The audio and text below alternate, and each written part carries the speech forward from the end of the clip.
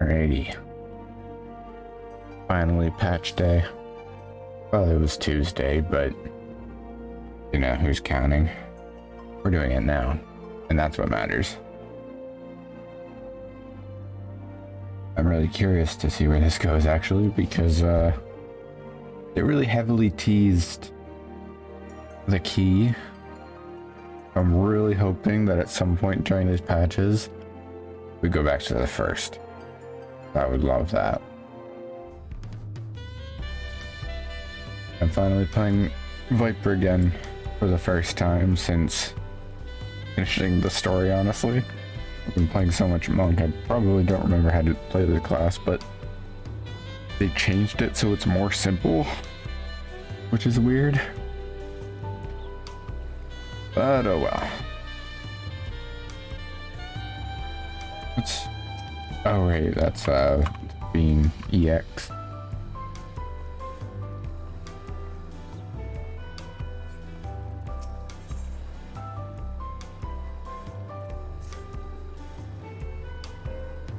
Ah, it's a pleasure as always, Jack. Have you been able to relax lately? Yeah, I have. Wonderful. As busy you have been with the Rite of Succession, among other things, you deserve an opportunity to experience Tturuhhetso at a more leisurely pace. Sampling the tacos at Jabali of Tea is one such way to do so.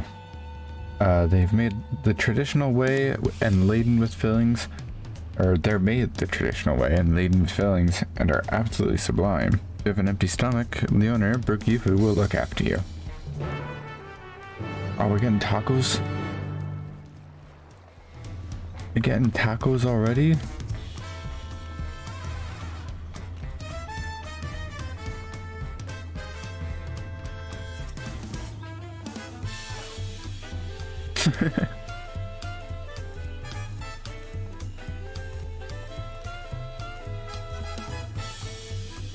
Well, if it isn't Jack. Alone today, are you? Oh man, I'm gonna have to remember some of the voices I did, as slight as they were. I see. You have a hankering for tacos, then they're on the house. Consider it a token of gratitude for your help tracking down those treasures. Go ahead and find a table. I'll bring you your meal as soon as it's ready.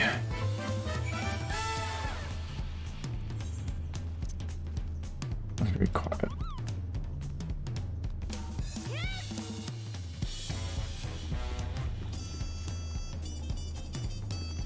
Oh, over here.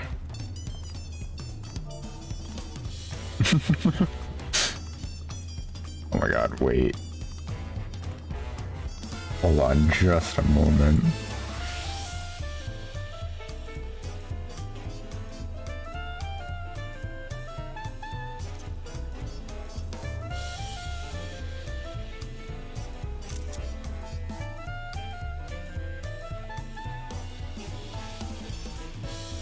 Sorry, this is too good of a joke to just leave on its own.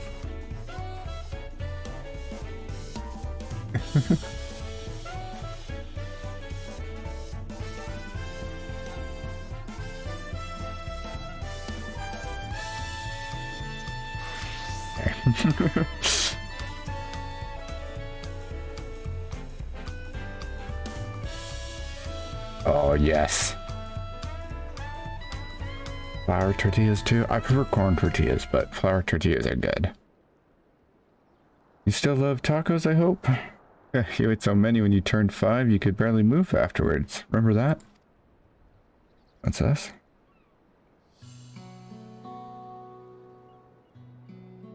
Oh! Oh my god. Oh no, they're moving back too. No, not really. That's 30 years ago for me.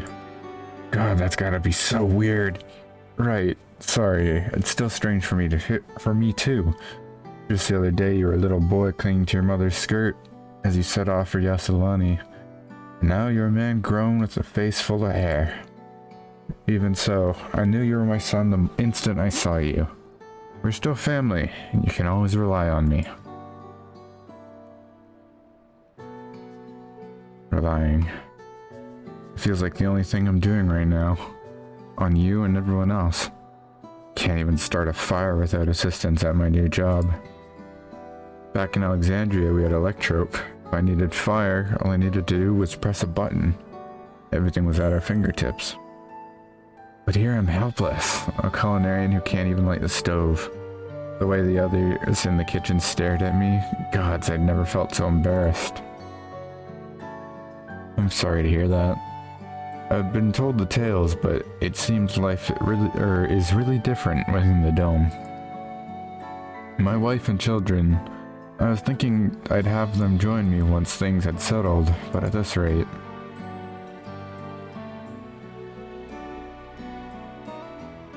I say you send for them. If they're your family, then they're mine too.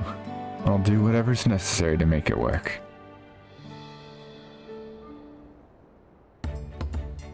Oh shit. I didn't mean to overhear, but it seems you're having trouble readjusting to life in Tulliola. Wuklaman. To aid folks like yourself, we've established a group at the Wing of Reflection. There you can learn the skills you need to live outside the dome. It isn't easy being back, I know, but I'm hopeful that they make things easier. Or they can make things easier. Oh wait, fuck me, I should, hold on. There we go, let's get rid of that. That's exactly what I need. I'll definitely seek this group out, and I'll bring my family with me. Thank you.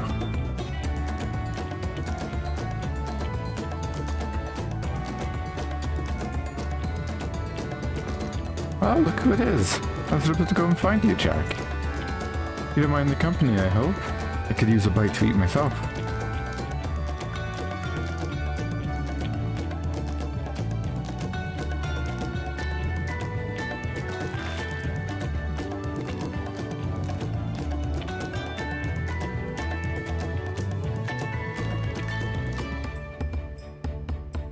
Ah, the tacos here never disappoint. Man, didn't you eat any of your dip? The fuck are you doing? Oh, what have you been up to lately? Oh boy, a whole lot of raid. I've been making a name for myself at the Arcadian. Catching up on sleep. Haven't been doing that. Been making a name for myself at the Arcadian. Check out my raids. We raid every Sunday.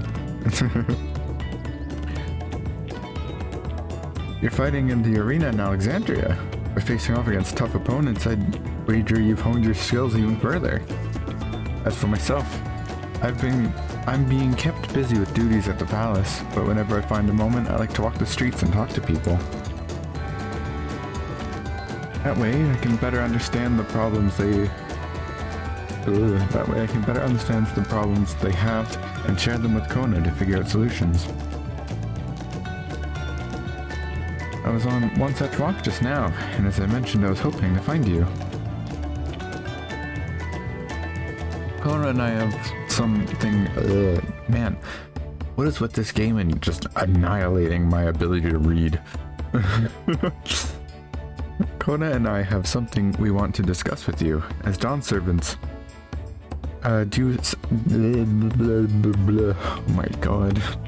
Do you have time to come to the palace? Yeah, sure.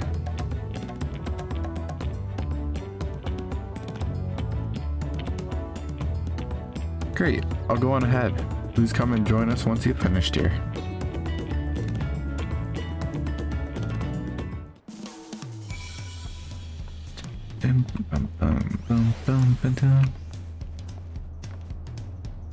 Alright, where am I going? This way.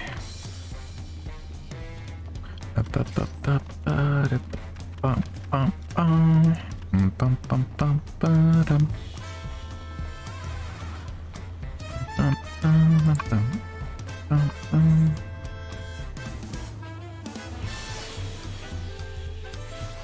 They should do all these side quests.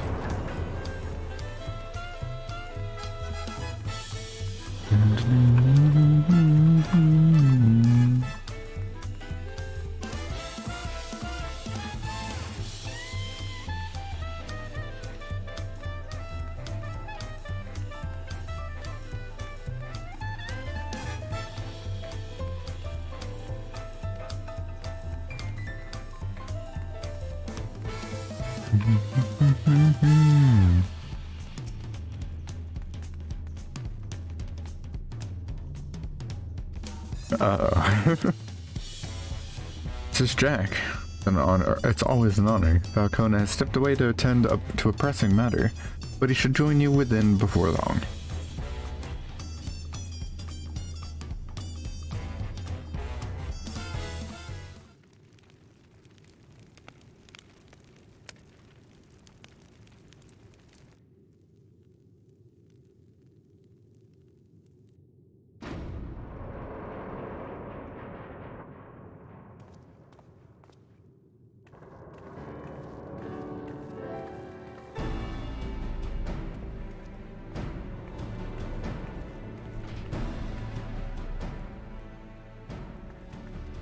Oh, you're all here too. Falcone summoned us, so if truth be told, Alphinoa and I have been seeing him quite regularly of late. He asked us to share our knowledge of Hannish culture, you see, in hopes of further strengthening your alliance. We were of course happy to oblige him. Kral and I were likewise summoned. Otherwise, we've been carrying on with our work, compiling information on the Golden City.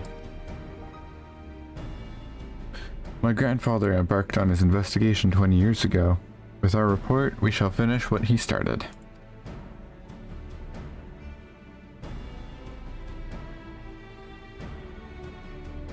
Lest you wonder, Thancred and Urianger have left to resume their tour of Tturuhhetso.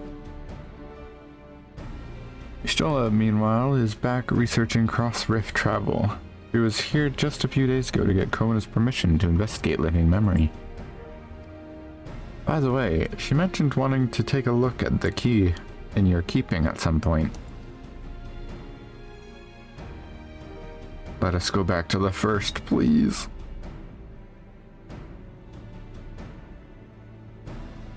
If the look she had in her eyes was any indication, I suggest you brace yourself for when she comes calling. You're likely to be stuck with her for a while. Don't worry. As for Estinian, we know neither where he is nor what he is doing. Alright, one sec. Fucking notifications on my phone.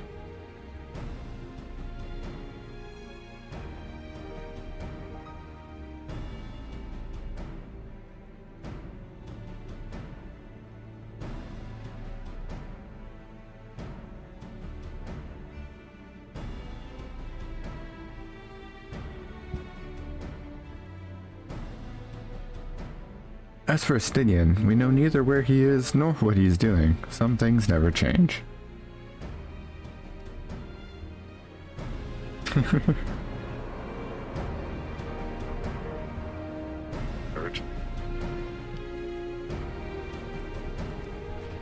Hey, cat boy.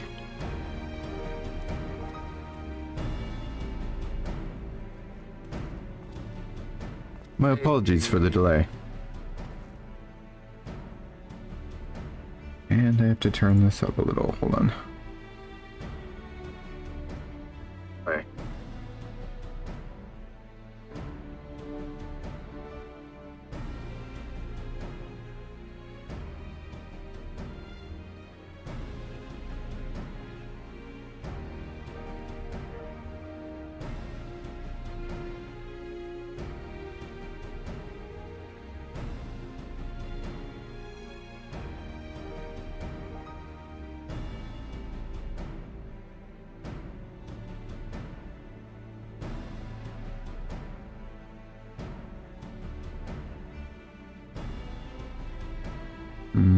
that's better. I don't know.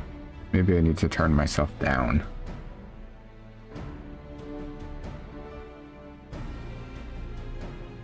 Better? I don't know. Turn myself down.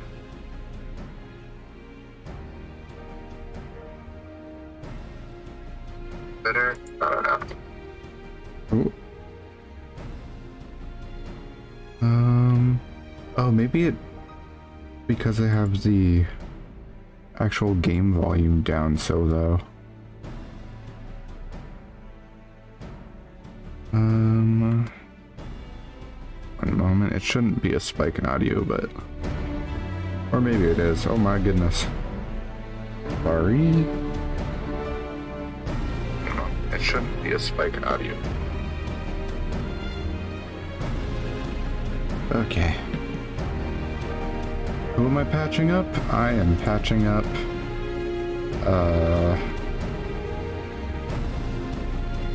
yeah, I don't know, actually.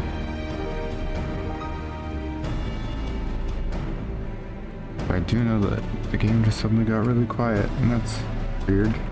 On my end, anyways. Looks fine on stream. Huh. Oh well.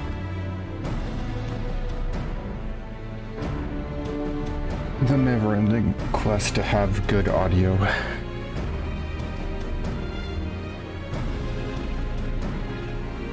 Think nothing of it.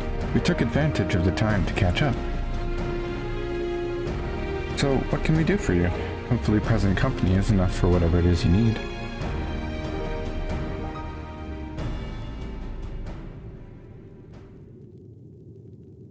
The matter for which I have summoned you pertains to Alexandria. A state funeral will soon be held in Solution 9 to mourn the passing of Queen Sveen. King Gululja and his administration have invited us to attend.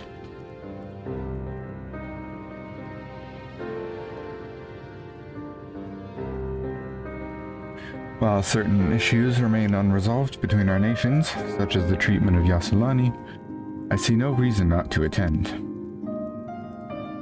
For generations, the Alexandrians lived without even the awareness of death. I wouldn't have expected them to have funeral rites still.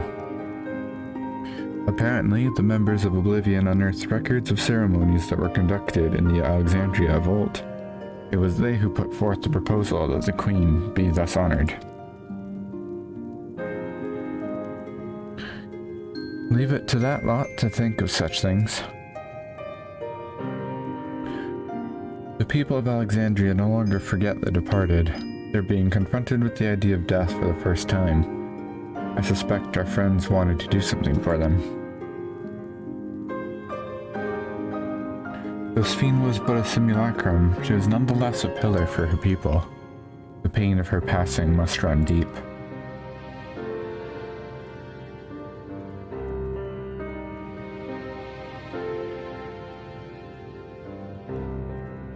Indeed, a funeral will give Alexandrians the chance to come together to express their grief, that they might overcome it.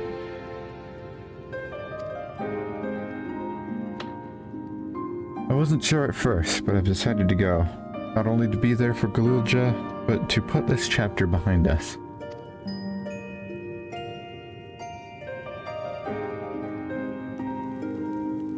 That I requested your presence was none other than to see if you wished to attend the funeral. You knew Sveen as well, after all.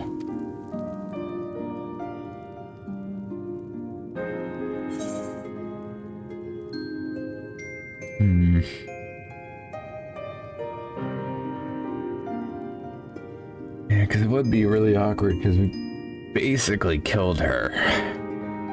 Or that version of her. That would be inappropriate.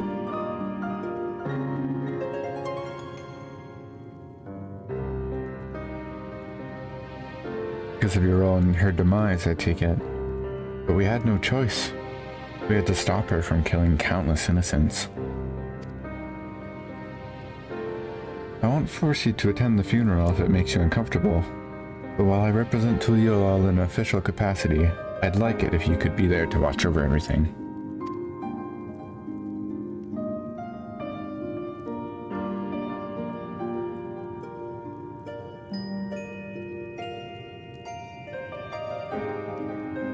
I feel the rest of us should go too. Regardless of the reason, the fact remains that we deprived Alexandria of a beloved ruler.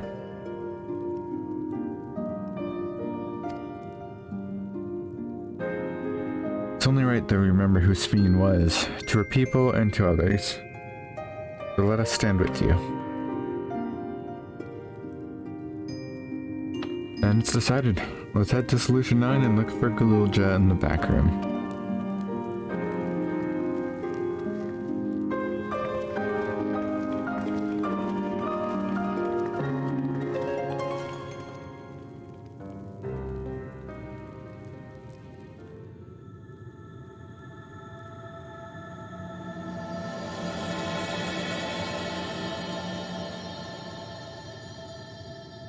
Crossroads.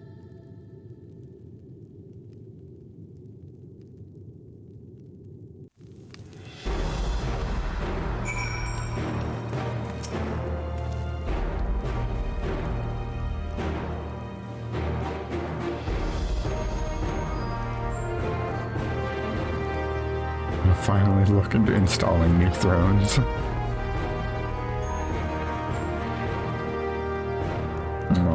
Yeah.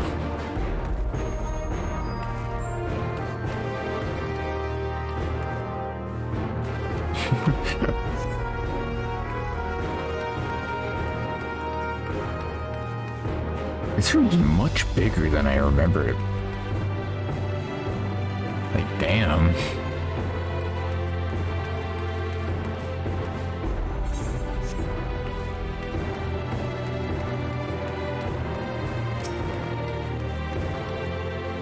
Field, eh? Look at the pillars, yeah.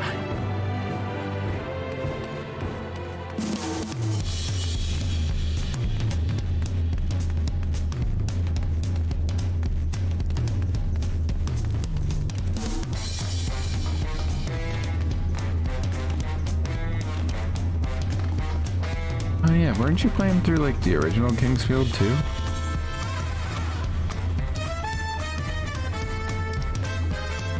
Janky combat, but everything else. Do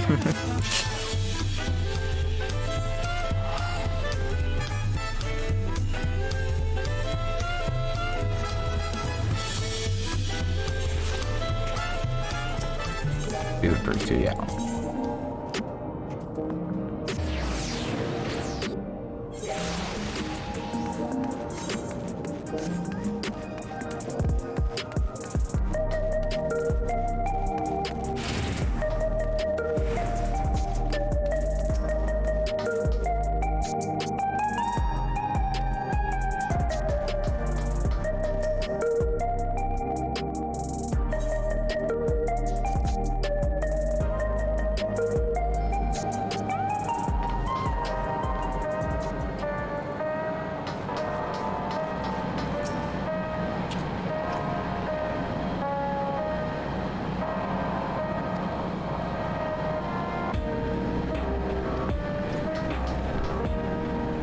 Just modern. Well, I mean, I guess it would be the latest.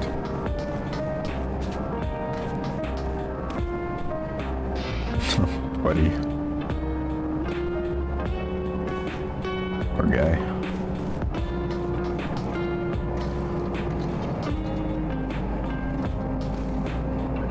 You have an Ether here? No.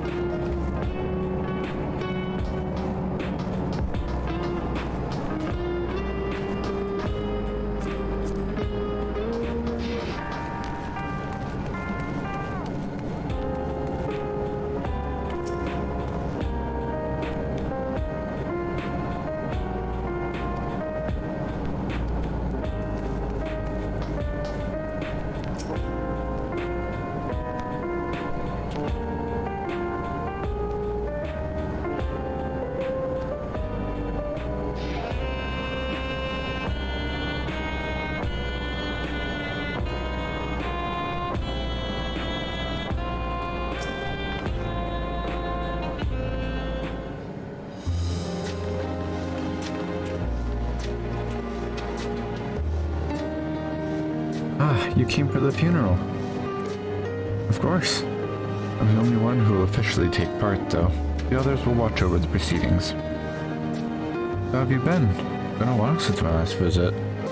I'm good. Dale is always teaching me new things.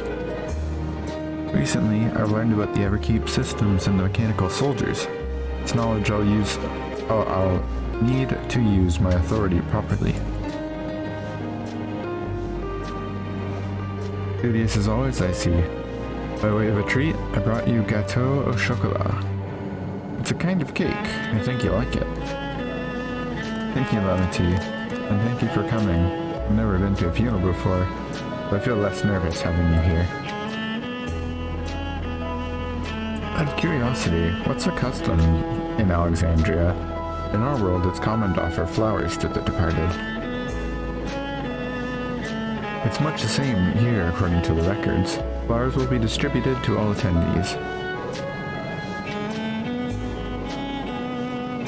Considering that all the worlds used to be one, the practice of offering flowers may well be the same ancient origin.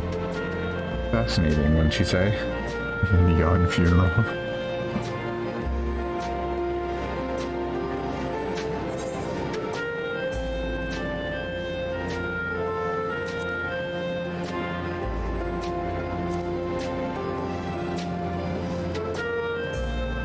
Pausa.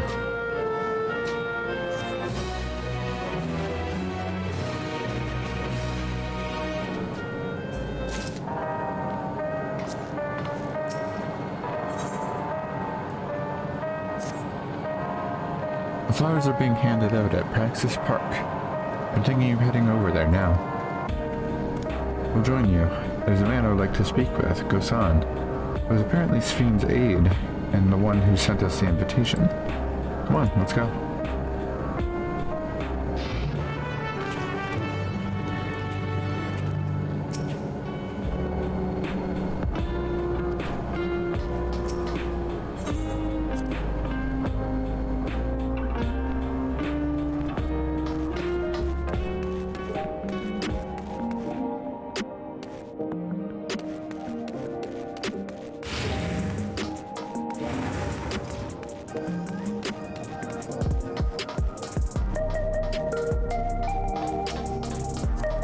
To be of it, you bet.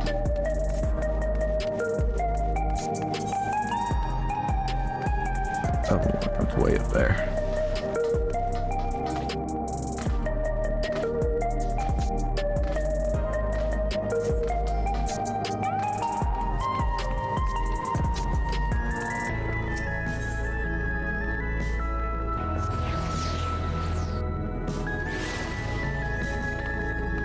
Your band name.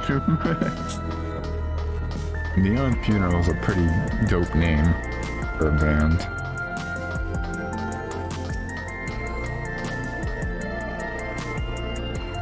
Damn, you're a gaunt looking motherfucker.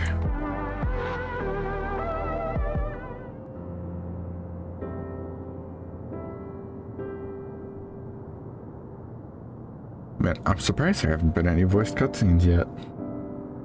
Why, you're Yuweyawata of Tturuhhetso. Thank you for extending us an invitation to Queen Sphne's funeral. We are honored, truly. I had seen you before from a distance, but never had the pleasure. I am Gosan, former chief aide to the Queen. Since her passing, I have been responsible for administering affairs of state.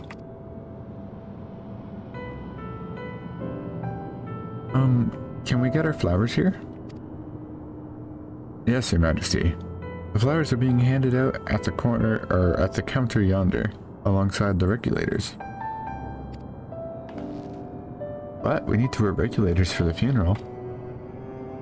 Rest assured, they are not a requirement. We are aware your people do not use them.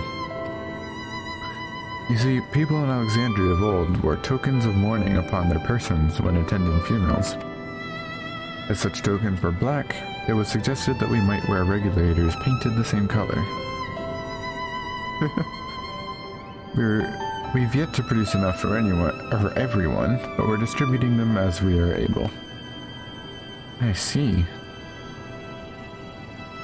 Yet, regulator or no, the important thing is that we remember Queen Sphne. Remember her and her kindness as you make an offering. Remember her and her kindness as you make an offering of your flower. I will. The proceedings will soon begin on this plaza. Please take your place once you have your flower.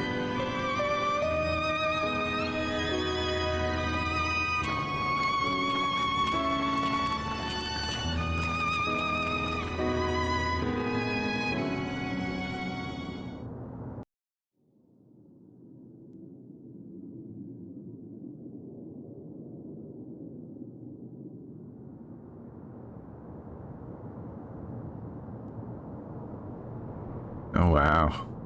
Man, everyone showed up. In perfect battalion formation.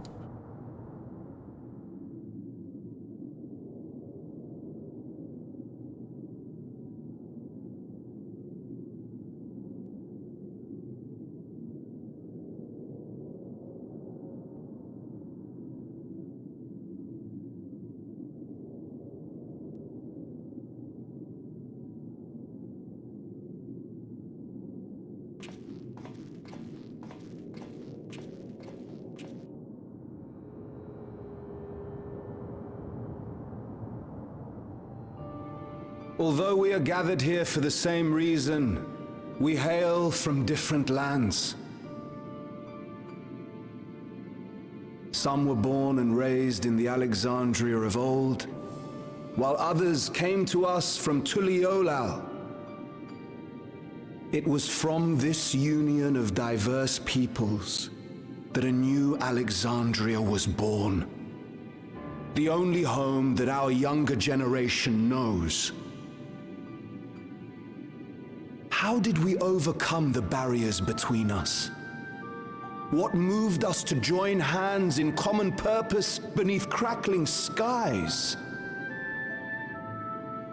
You know the answer. We survived. We thrived because Queen Sphene brought us together.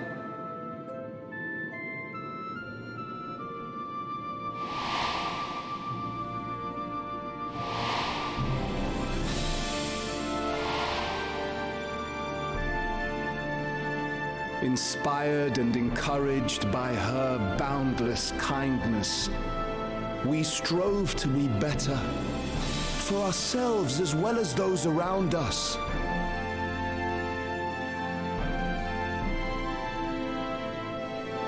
And in Her Majesty's absence, there is a sadness beyond words. Yet we will remember her.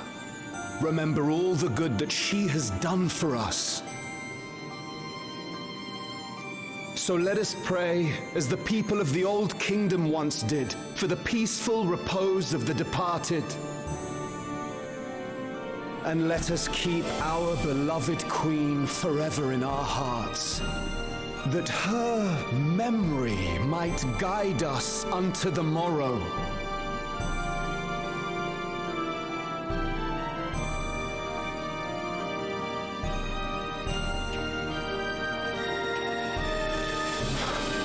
Would that I could find solace in my own words. Oh, poor guy.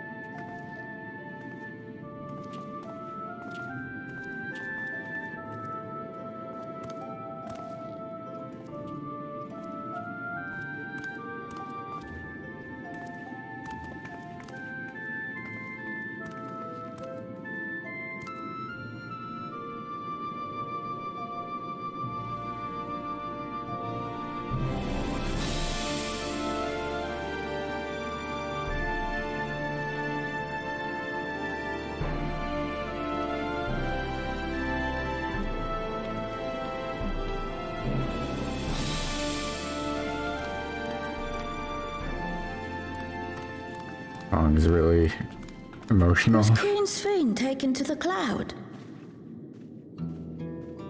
She must have been. To still remember her is strange, isn't it, darling? I miss her. She would always cheer me up when I was down. But even though I remember her, I'll never see her again. That doesn't make sense.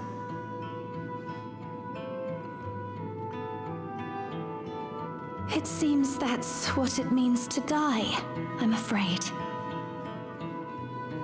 But what will happen to us? Are we just going to be sad forever?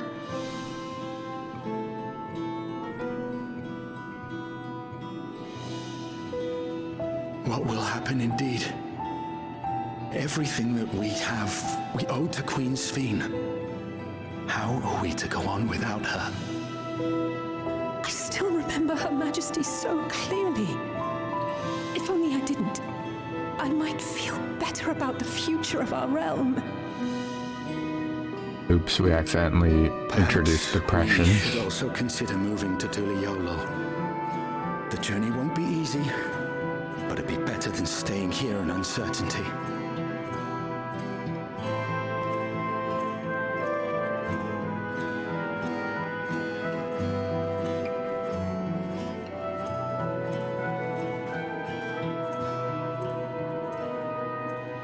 In times like these, I take comfort in the beliefs of a Turali people called the Yokui. To them, death isn't the end. So long as we're remembered, we never truly die. It could be the same for Queen Sphene, you know? If you keep her alive in your hearts, she'll always be with you.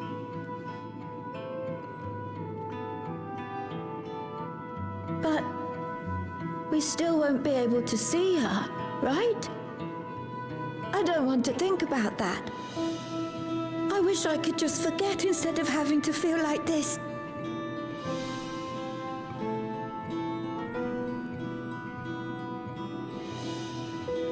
I'm sorry. I didn't mean to impose. Please, mourn your queen however you see fit.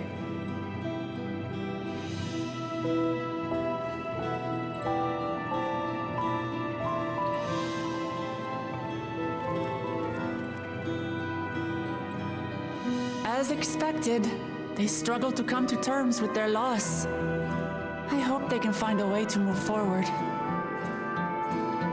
It's not only grief that weighs on them, but worry for the future. Bereft of their queen, how will they proceed? True. But with that at least, we're not powerless to help.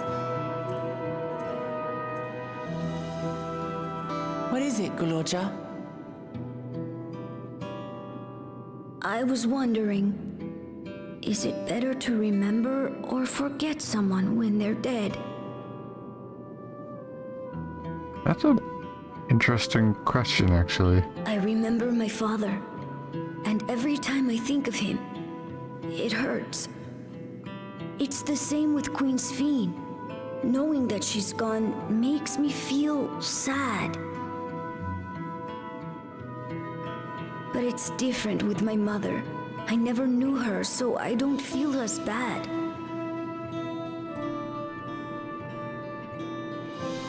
I want to remember my father, but maybe I'd be better off forgetting him. Guloja.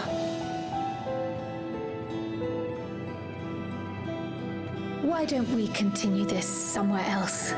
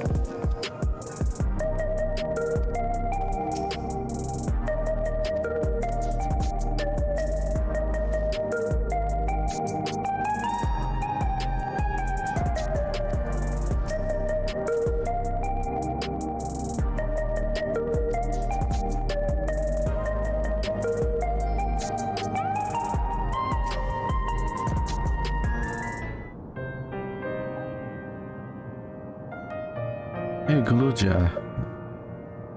Not Google. I wasn't talking to you.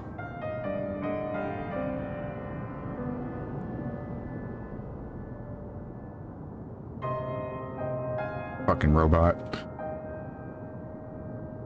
Hey, Galuja. No, god damn it, not Google. Oh no.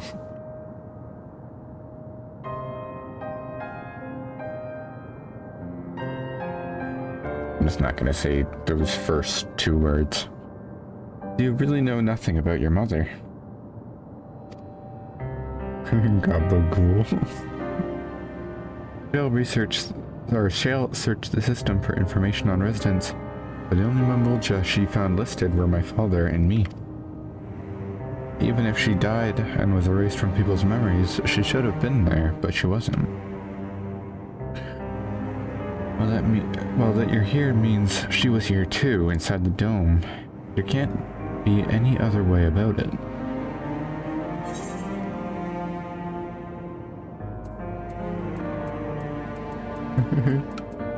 Yabba dabba do. Perhaps we should try looking again.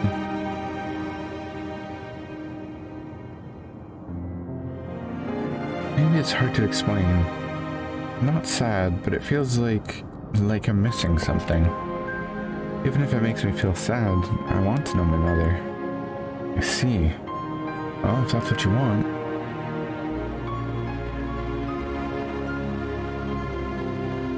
Then I'll help you.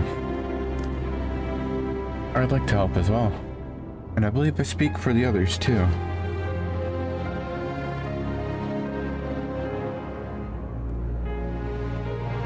But I can't bother you with this. You already came for the funeral. I came here not only for the funeral, but to see whether all was well in Alexandria.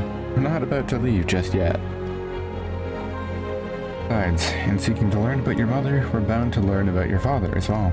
By retracing the steps of this man who kept his own counsel, we may gain knowledge that can serve the people of Alexandria.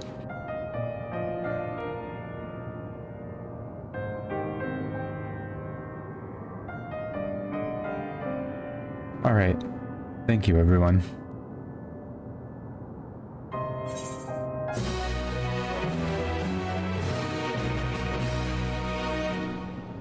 Loud.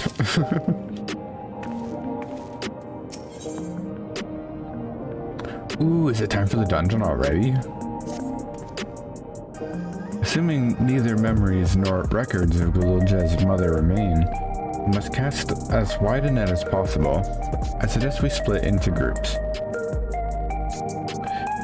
Jack, if you could make inquiries outside and the outskirts. Ooh, burp. The rest of us will do the same in Solution 9.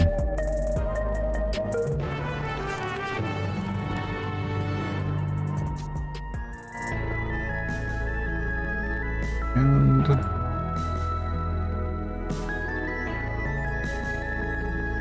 already halfway through November. That's so weird.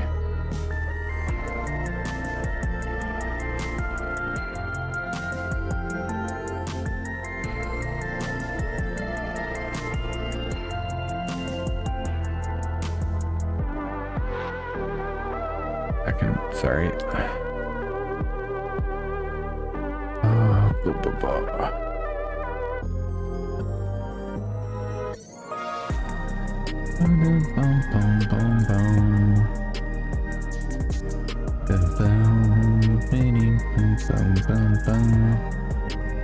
Did you know that Christmas is tomorrow? Oh god.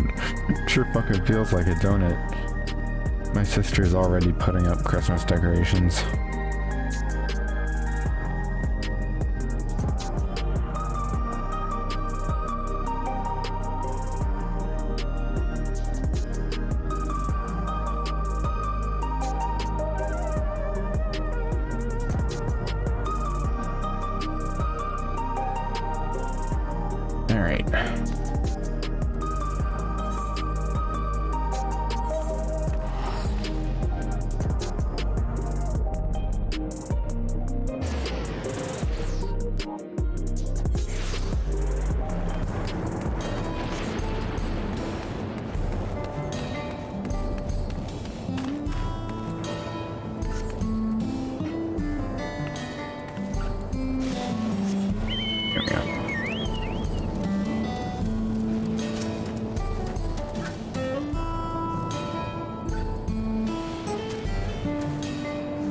This guy feels so fast for Halloween Christmas decorations. It's already been done. It's called The Nightmare Before Christmas. Sorry, but I've never heard of a Mamulja woman living in these parts, much less one connected to Zeralja.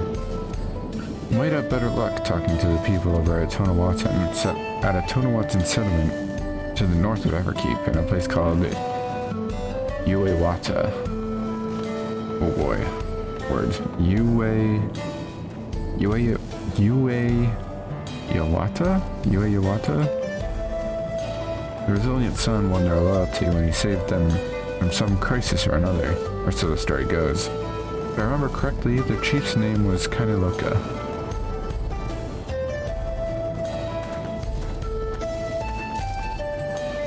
Ever watched it? Me neither.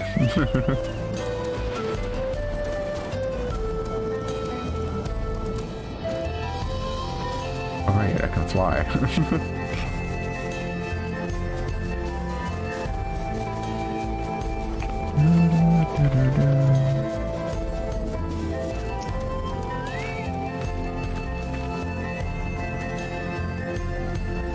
You're looking for a Mamulja woman. Oh, Galilja's mother. I can't help you there, I'm afraid. And only a little bit Zeralja, and then only what my father told me. He said that before the dome cut us off from the outside world, a Tturuhhetso had appeared and was terrorizing the region. In response, Zeralja assembled a party of warriors. With them, confronted and felled the beast. It was interesting to hear of the king's feat in the past. Really? How does that have anything to do with it? Sure, whatever.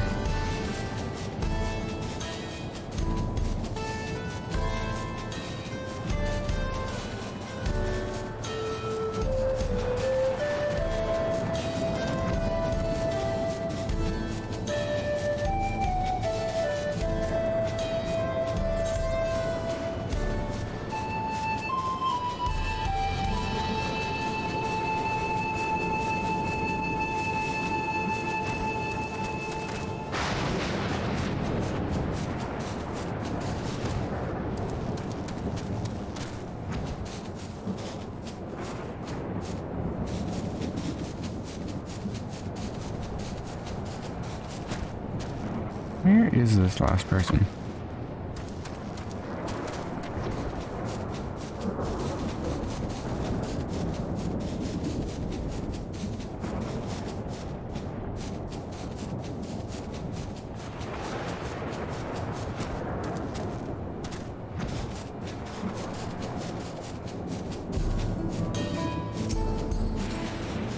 I honestly thought that was an NPC for a moment. That was weird.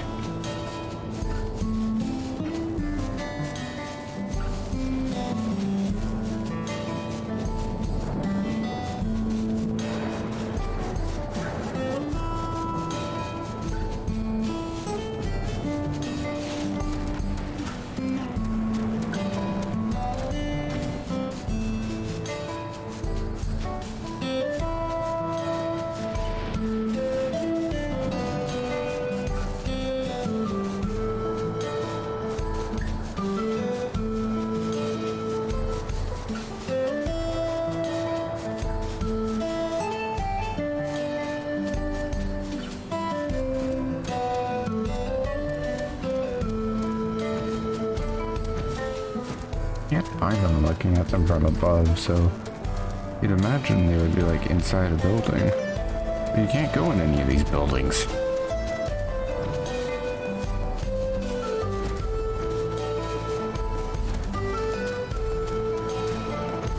Oh my god, they're there. The Moja woman. Their people have never been a common sight around here. But the last time I saw one would have been before the dome came down over our heads. He was among an entourage of Landsguard that was dispatched here. I assume they all returned to Tturuhhetso after their mission. But if any remained, I suppose they could have been trapped in here with the rest of us.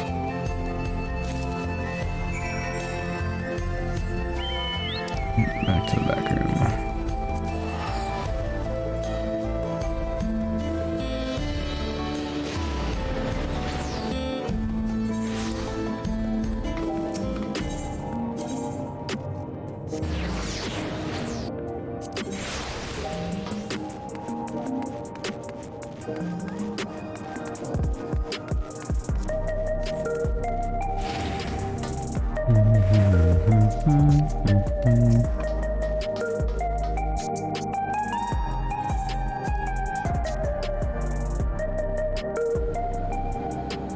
Literally, you're suddenly an NPC.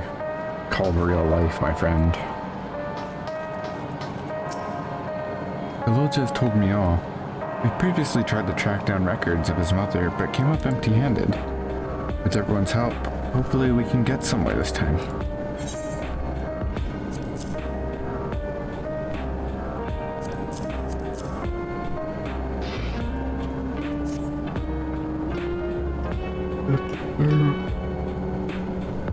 You spoke with quite a few different people as well. Let's combine all our findings and see what conclusions we might draw.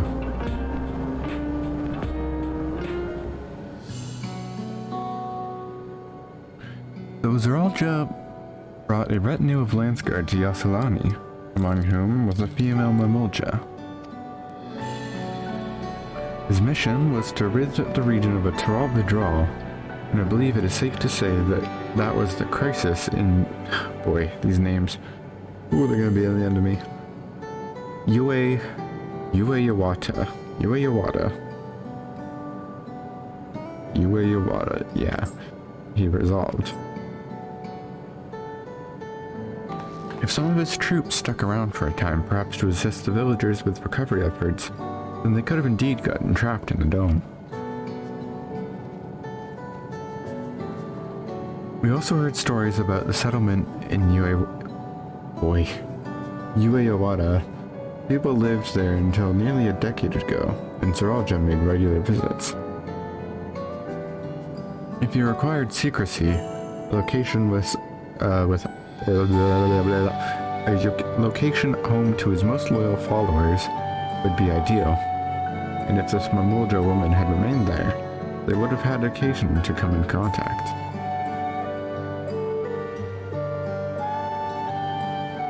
I see. But what could Uzuralja have been doing in that village? Having sex and having a kid. I think we can answer that question. In order to retrace Uzuralja's steps, Ra and I spoke with a researcher who worked at Origenics. He said that approximately 20 years ago, a number of his colleagues were transferred to a research facility outside Everkeep per the King's direct order. This is the first I've heard of such a facility. Only Vanguard was believed to have been under the King's jurisdiction. Sorry, I'm yawning like crazy. It was apparently being used to develop a new kind of weapon, but I'm afraid that was all we could learn. It's plenty to go on. Even if the work there was classified, any materials and equipment needed would have been manufactured within Everkeep. So we look into transportation records.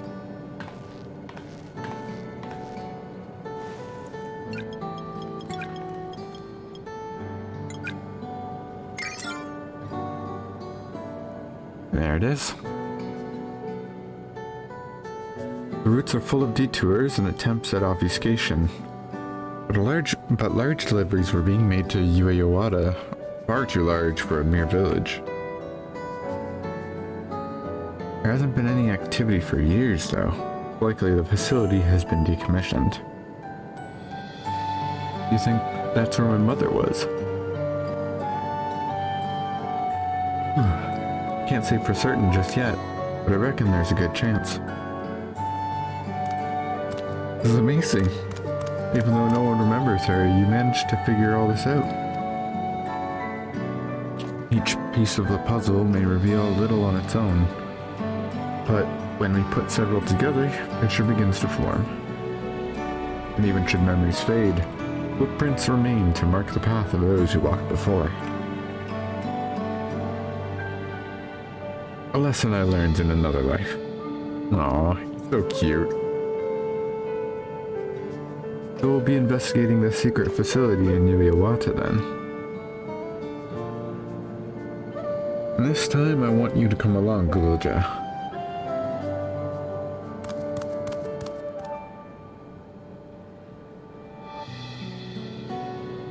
Yuweyawata is on the other side of the lake. To get there, you'll need to take a hover cargo from the drift downs.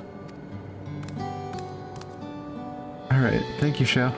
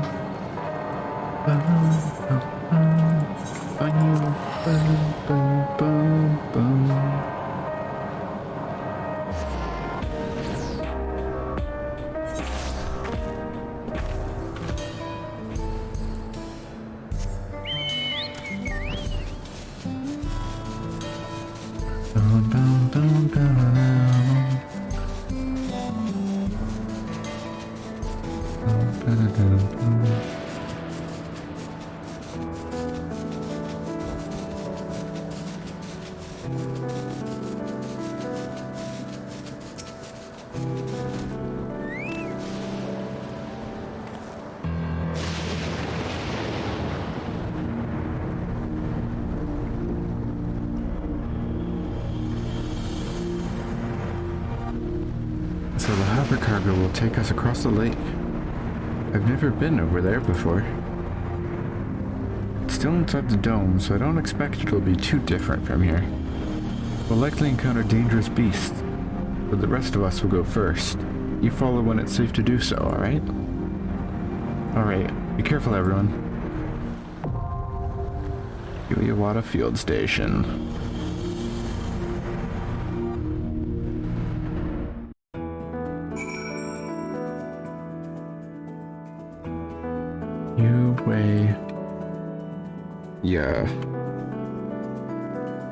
Yuweyawata Field Station Dungeon. Okay. Ooh, we get Alice. Oh man.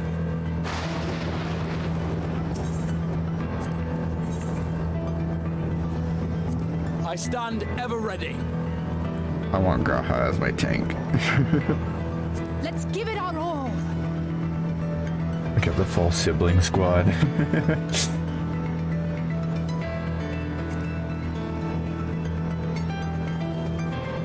$690. Oh yeah, I'm good.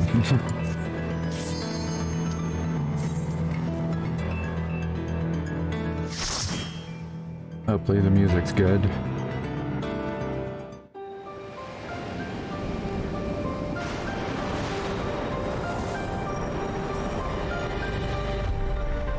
Ooh.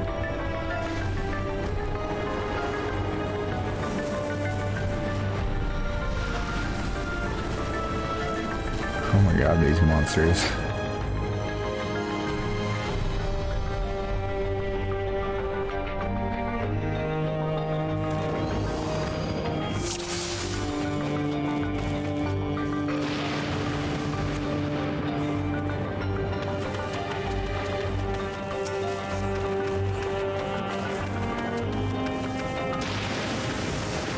Oh, those are coming here for a reason. I think we found a place so far from the river keep.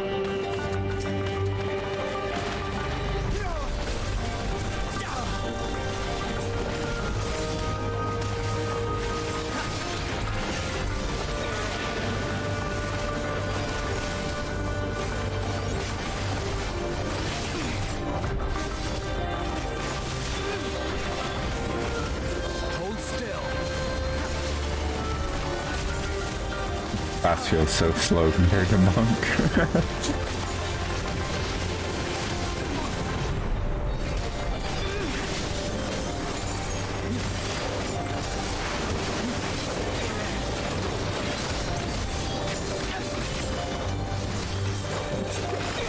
I have you now.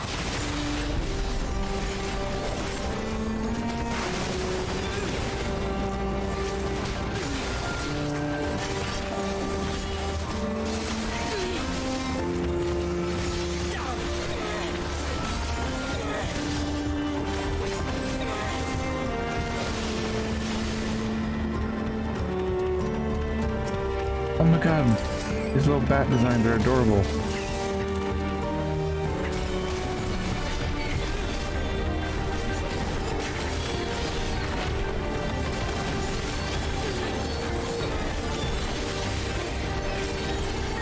Are you all right?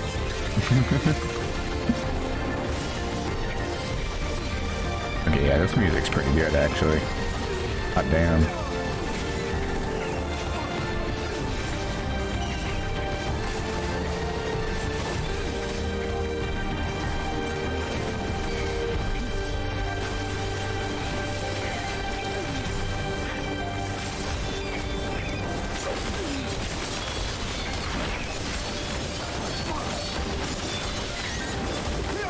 We mustn't hold back.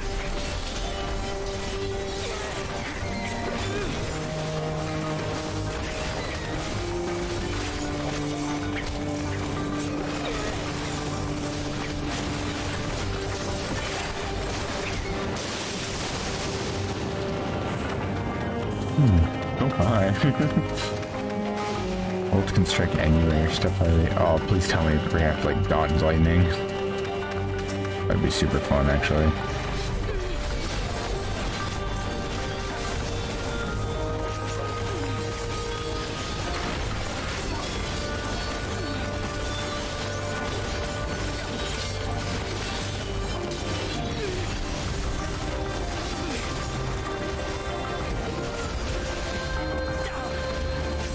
Where do I recognize this model from? Axebeak? Might just be a field area.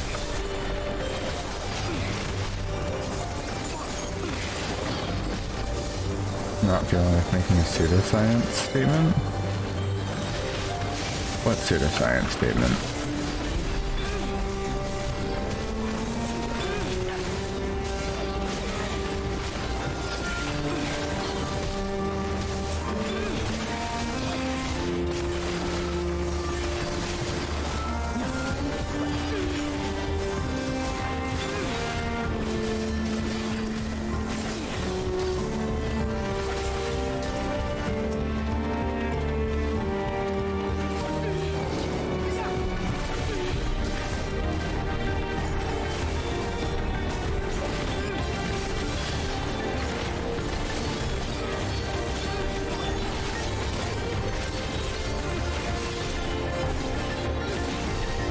Ocean water on... ocean water on them enemies and they get hit by lightning instead. Oh yeah, I guess. Alien solutions.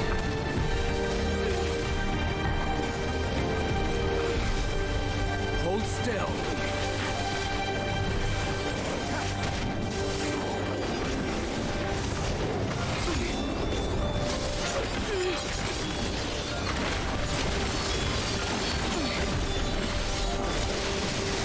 Oh.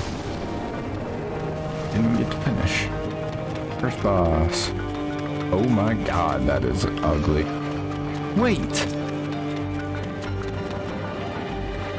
Wait, I recognize that. Hold on, hold on. FF9. It wasn't Zaghnol. Yeah, it is. Zaghnol.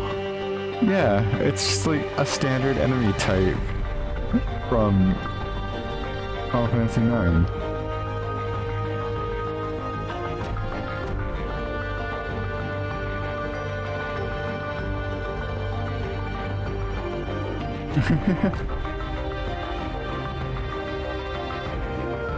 That's funny.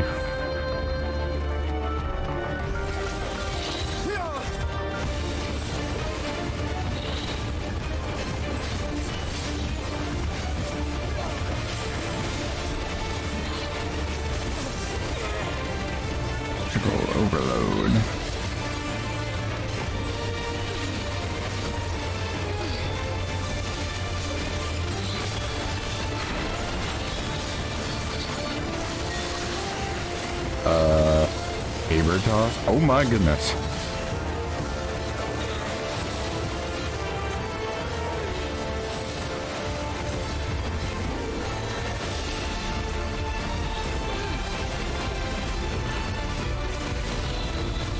Yo! Oh my lord.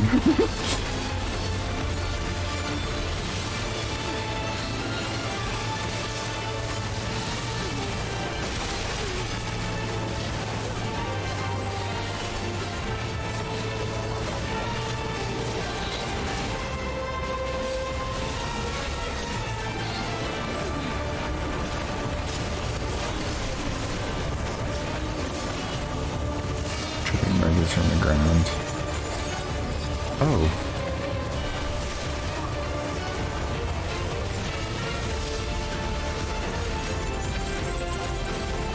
Raw electro?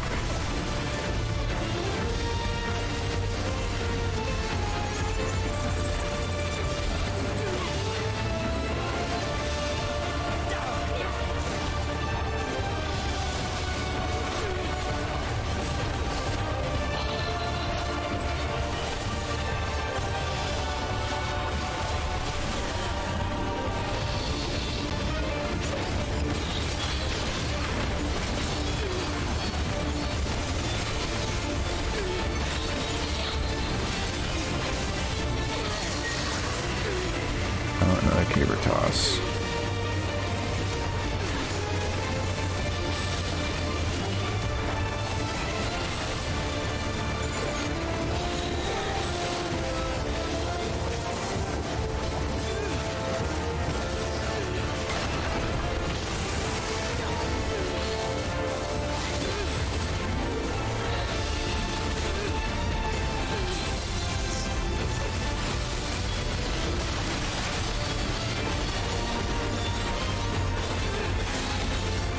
Wait, I didn't even fucking see it that it has Lindblum in its name.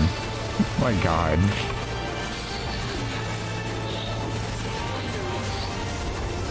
Oh, that was cool.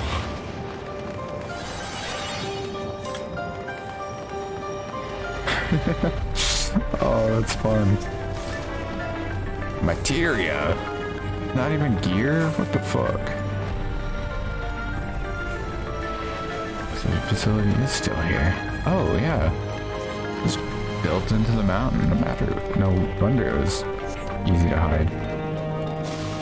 A remote facility with a secret purpose. Ooh, notes.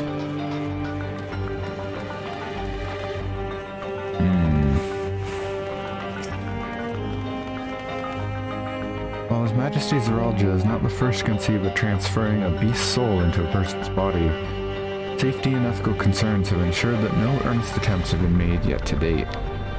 Yet our king believes that there is no greater evil than to hinder the potential of man, and so he has ordered us to make this conception a reality. It would bolster our military might and break through the outside world. If our research will further this ambition, then perhaps it is worth pursuing. Graha, get down from there. Fucking cat.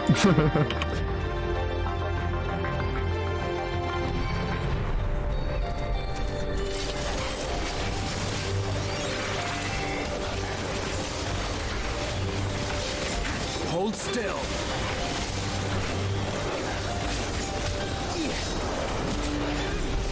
Lindblum is a thing in the game? Yeah, I don't know. It fucking feels like it.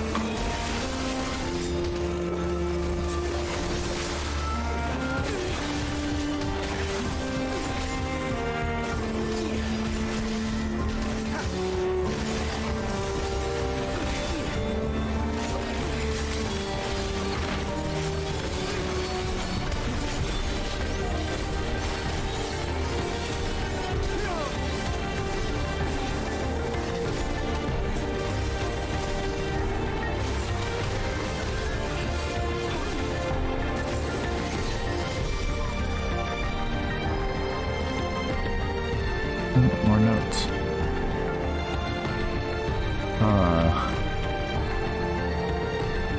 There's a bed with a light still on over there. Oh, what are those? Our bodies are fragile vessels. Although the infusion of another person's soul confers strength and vitality, the soul of a beast yields mixed results. Even when stripped of memories, a feral soul can induce psychological instability in a subject. I suspect this has become because primal instincts remain, and while a certain amount of bestial ferocity is expected, and I dare say welcomed, too many such souls can lead to physical mutations. For now, our objectives shall be to determine the threshold beyond which the body is at risk of uncontrolled mutation. The physical mutations, that's gotta be what happened to Grelja in his boss fight.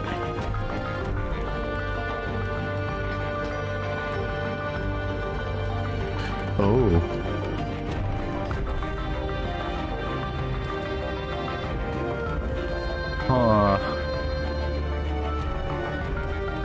There are people in those. And a lot of dead researchers. How dreadful indeed. Oh. Cool. We got zombies now. It's been a while since we've had zombies.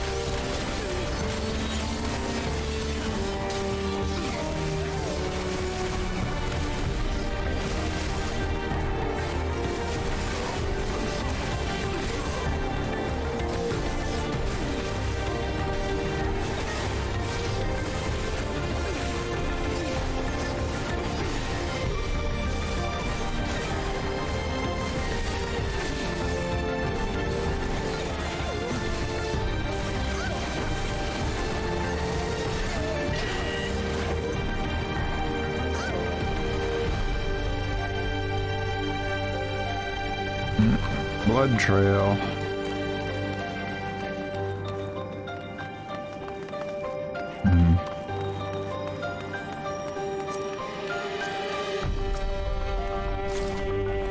Gear. 705 gear. Okay.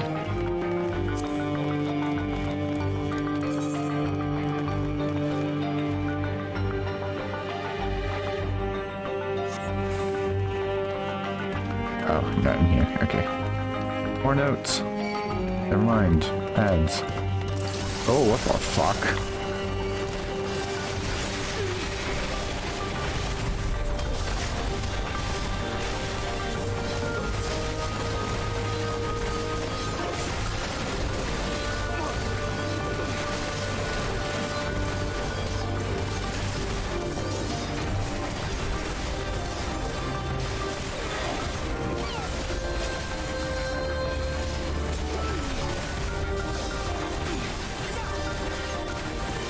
You're definitely quite Genovas. That's what I'm thinking, man.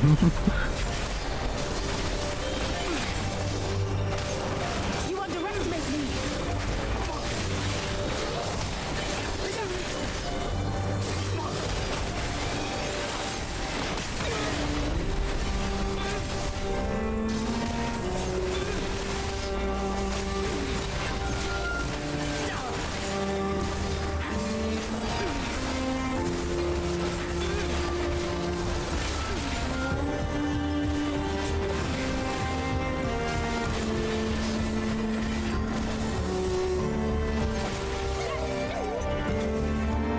The rate of transfiguration may be dictated by the potency of the soul consumed. We've experimented with fiends of great power, but mutations were observed after the infusion of merely a single soul.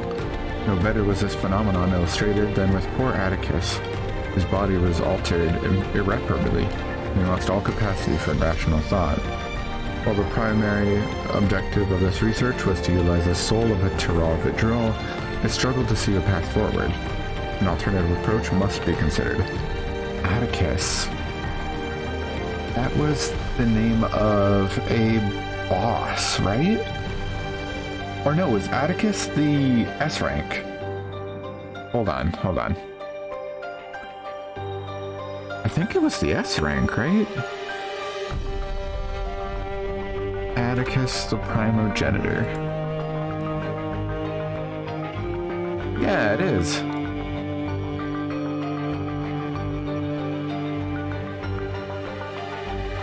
It's this guy. Little three-headed snake monstrosity.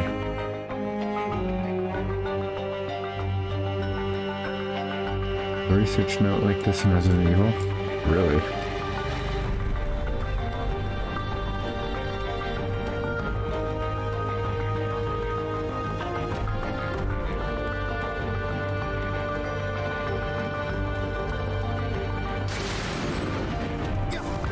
Okay.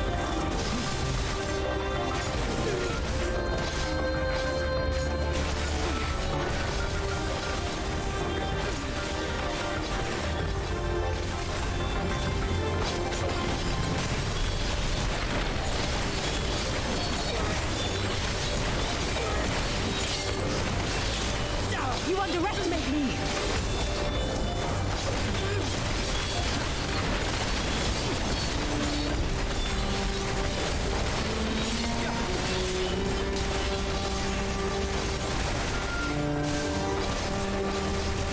All of media, yeah.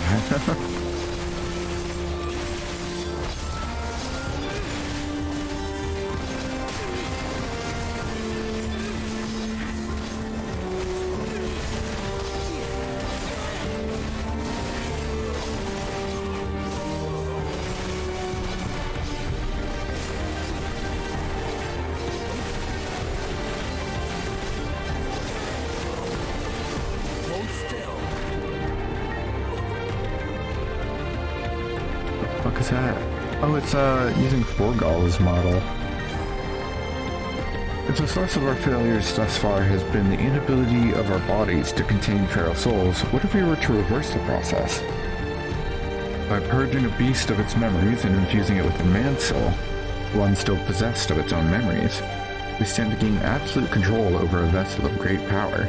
My subordinate, who first proposed this brilliant hypothesis, shall have the honor of being the first to transcend our meager limits. I must prepare his soul for extraction at once. Oh boy.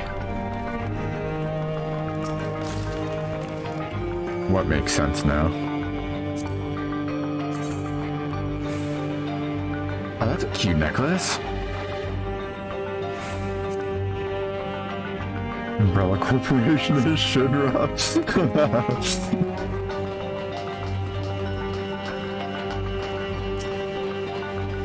Kanilokka. Wait, that was the one that was mentioned. Hold on.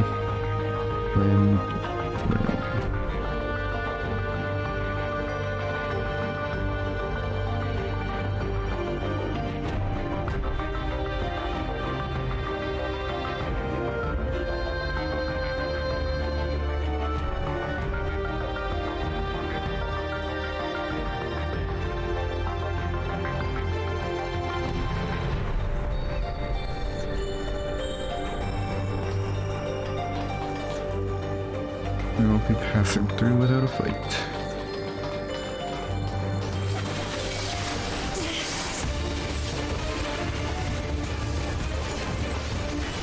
Wait, does that have snake hands? Oh no, it just has really weird hands. Okay. Hold still.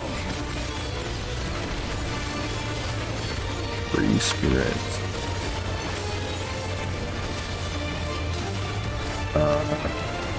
Whoa! Oh my goodness.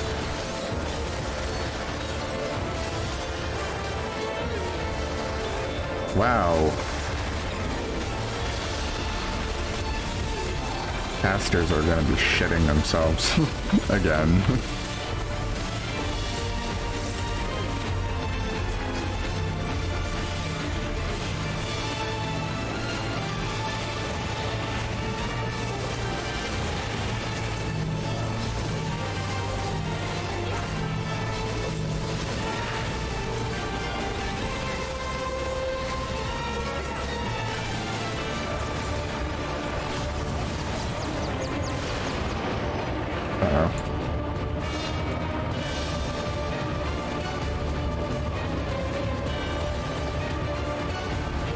That should be fine, right? Okay, let's just go right to the wall.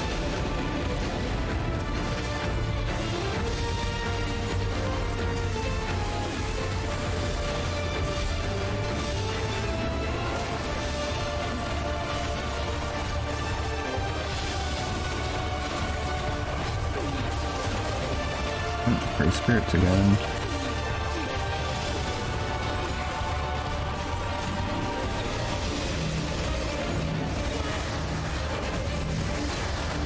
My goodness gracious.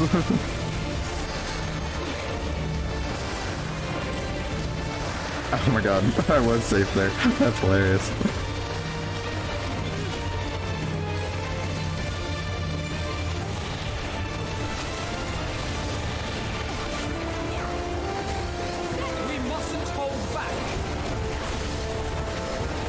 Holding back nothing. Dark Souls? Wait, I've been playing that game. You can check out my YouTube. I've been uploading videos of it.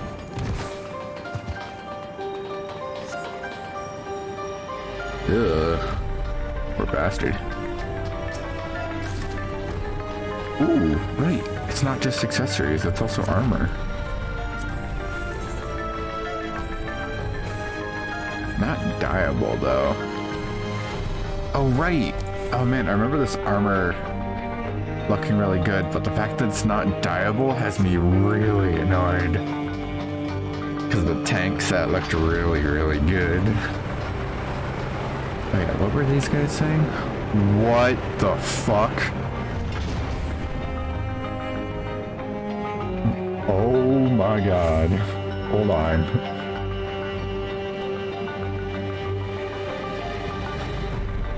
Pieces.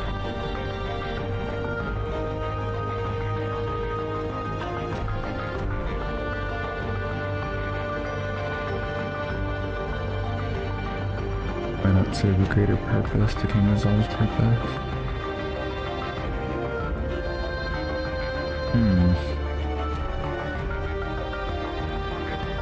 One second.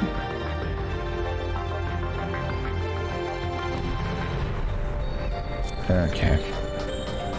What the fuck is this?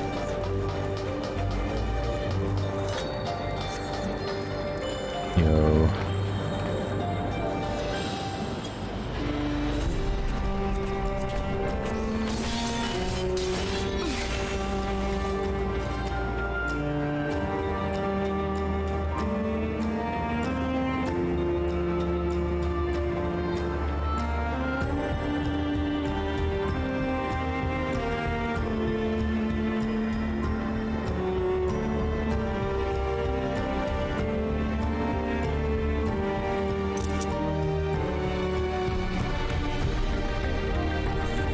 It's cool.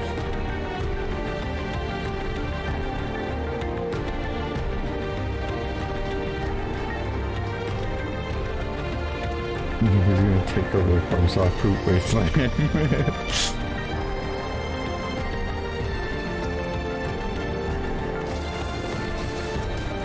It's just a rock. I was like, what is this rock? It's just a rock. Using the Ziggy model from the anti-tower. That's so weird. You rarely see that one used.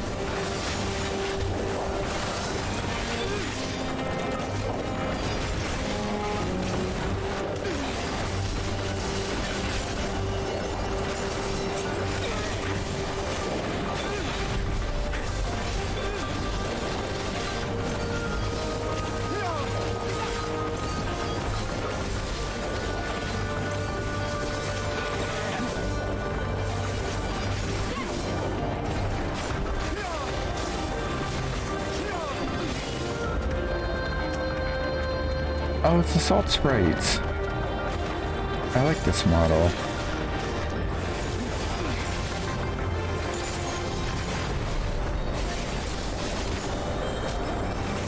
I'm really curious to see what the boss of this area is going to be. 'Cause all these guys are rock themed. So is the boss going to be rock themed?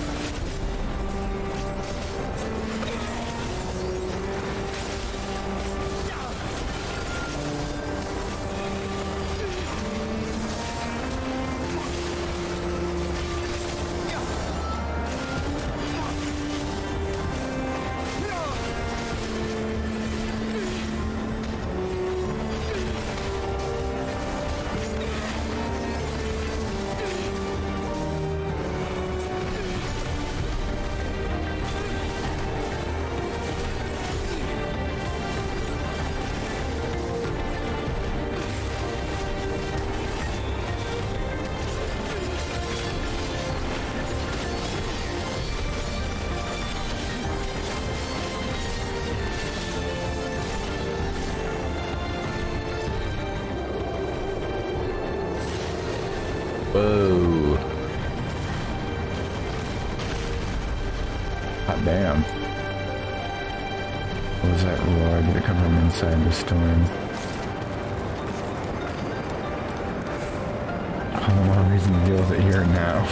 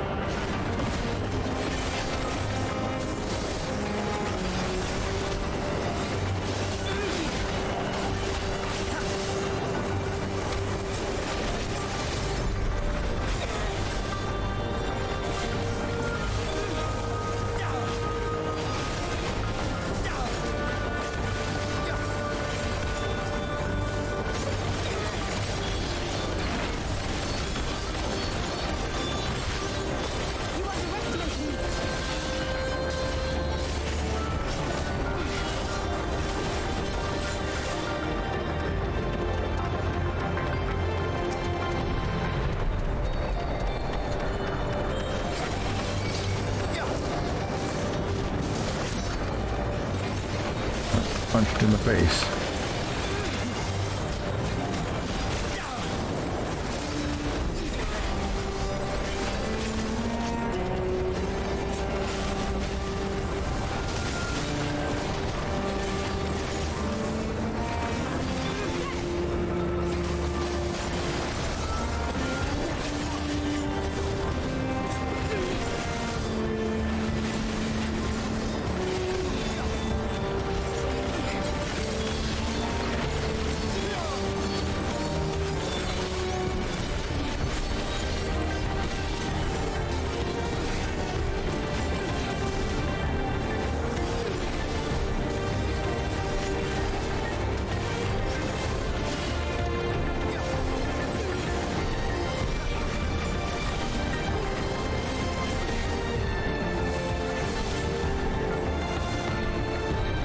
Boss time.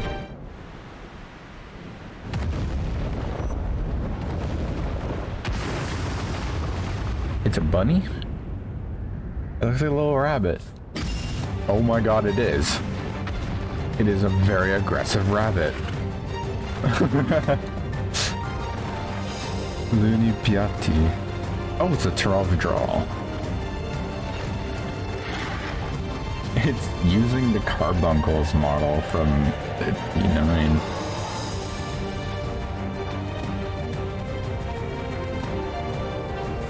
Lunipyati, what's it called? Lunipyati.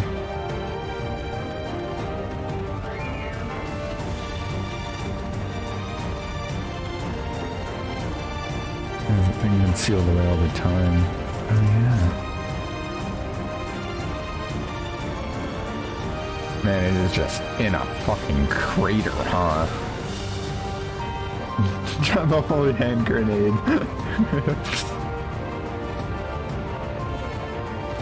One rabbit stew coming right up.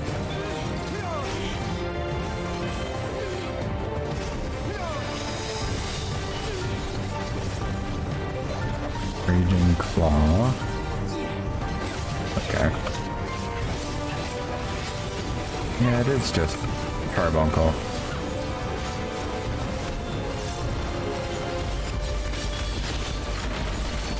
Suffering loaf. It's loafing about.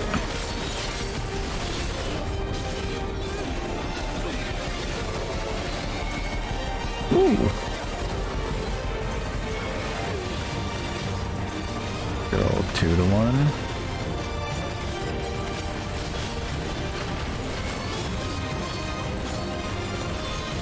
Am I fine here? Ooh. I have to shift slightly, but I am. Good thing I'm fucking sick with it. Oh, brother.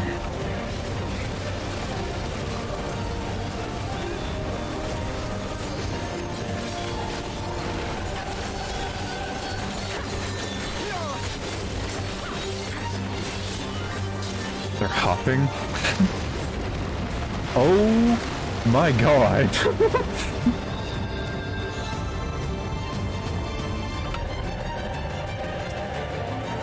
Okay then.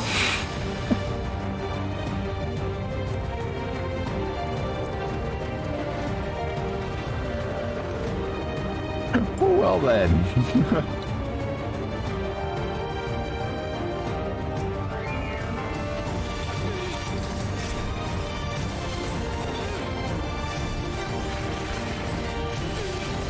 Hold still.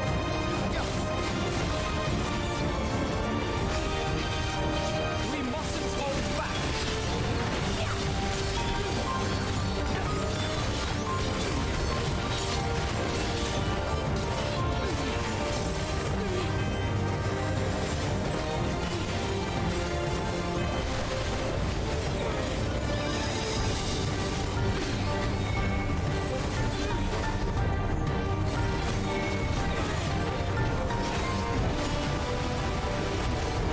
That shit's bright.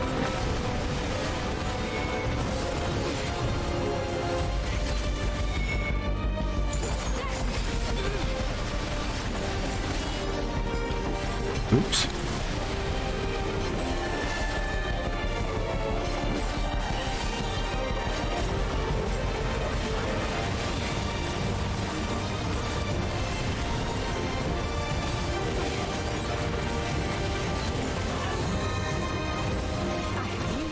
Here, maybe?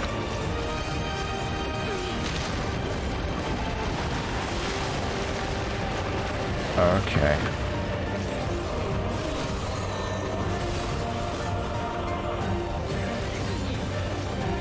I'm just gonna sit here.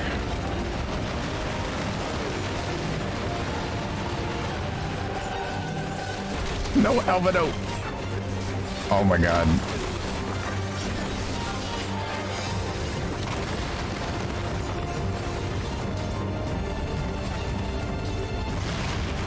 Whoa!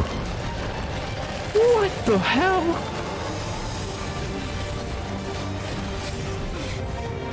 Fallen, I won't be able to save you. We're gonna get sent to fucking Wonderland. Oh, what the hell?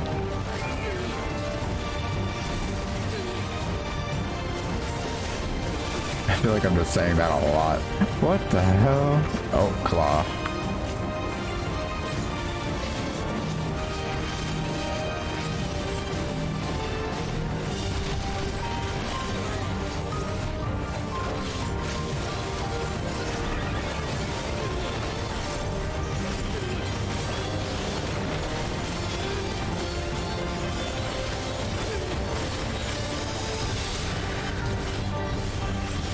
This looks like hell, alright.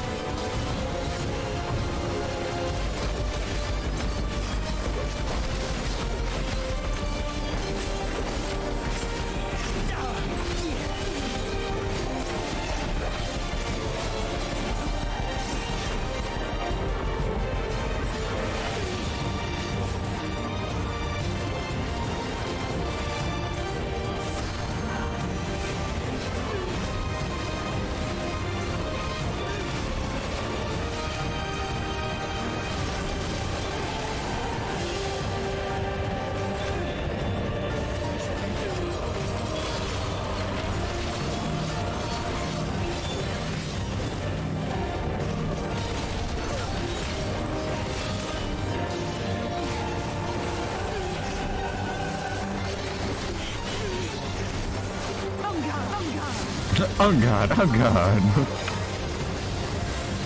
You'll not escape this! Oh boy.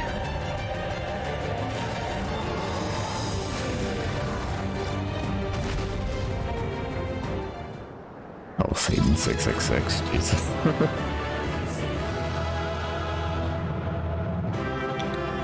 I love that our character can finally be happy about a victory again after all of Endwalker. Damn, that thing was ugly.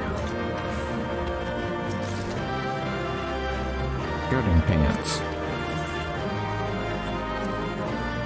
That look alright. Wow, it's actually better than my... I guess they're only 700, yeah.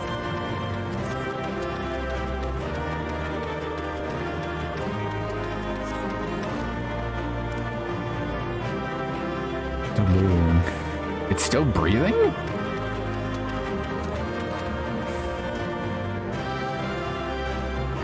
I went to the Tturuhhetso writing description. Whee!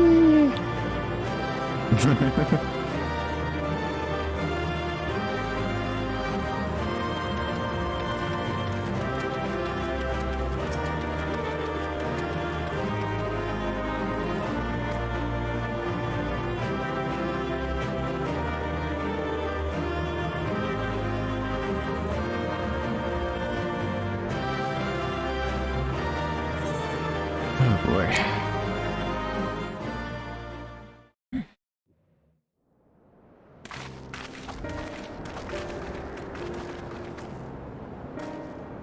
For all the talk of my brother felling this beast, he only imprisoned it, like Vali Armanda.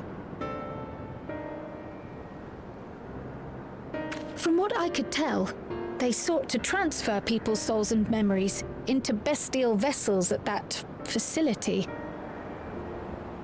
The Tturuhhetso explains the need for a remote location. It was doubtless their prime subject. Though I expect Zoralja did not foresee the opportunities it presented when he imprisoned the creature. Why is it braided?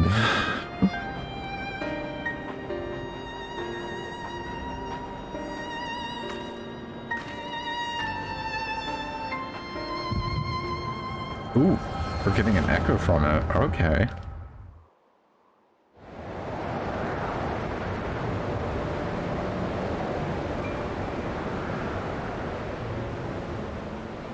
And so, in order to prevent the breakdown of the individual, I instead seek to transfer their soul into the body of the beast. This would allow one to wield the power of a Tturuhhetso. In theory, our initial experiments will involve lesser creatures, but in time, I am confident we will be able to bring even the mightiest under our control. And what becomes of those who offer their souls? As they won't be able to return to their original forms, we must consider them lost. But the sacrifice will be worthwhile, for the army you stand to gain will far surpass any composed of mechanical soldiers.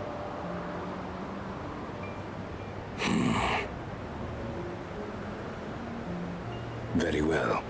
Recruit volunteers and begin at once. Thank you, Your Majesty. I shall return to the observatory and see to the necessary preparations.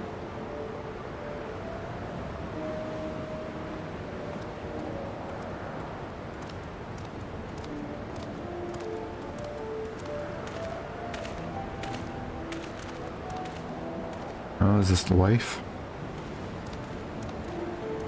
So, you've given him permission? Teshalja, you will assist Kanilokka. As one of the Land's Guard's finest chirurgeons, your knowledge may be of use in his experiments. You will also watch him closely. In what you learn, you will report to me.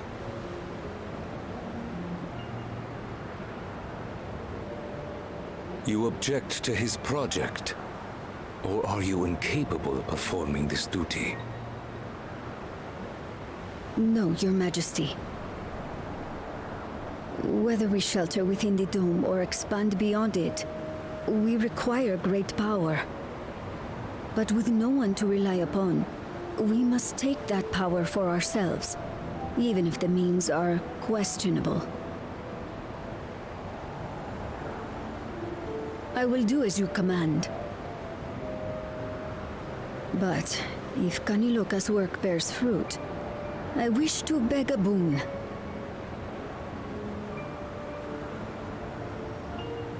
What do you desire?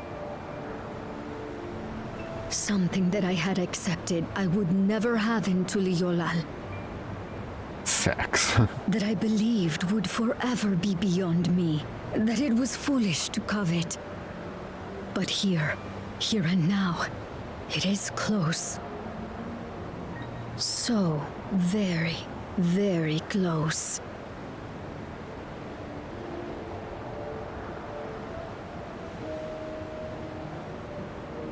Perform your duty to my satisfaction, and anything you desire is yours.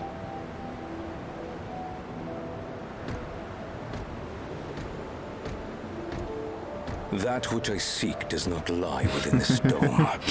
Here, Yes, Alex. I cannot prove the miracle.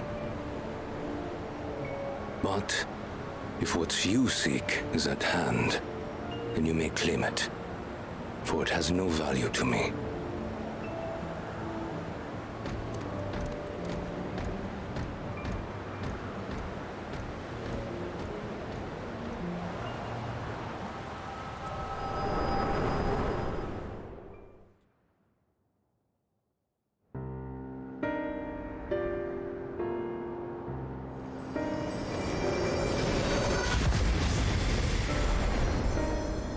Are you all right? Oh my god. I just realized. That was her mind in that body. Oh no. Tturuhhetso. Could she be my mother? Like the people in the outskirts said, few Mamulja lived in the Yasulani. I can't imagine many other Upiko women were trapped in the dome. That being the case, she could well be the one. This observatory Kanilokka returned to, could it not be part of the research facility? We might learn something about Tturuhhetso there. That's where we're going next then.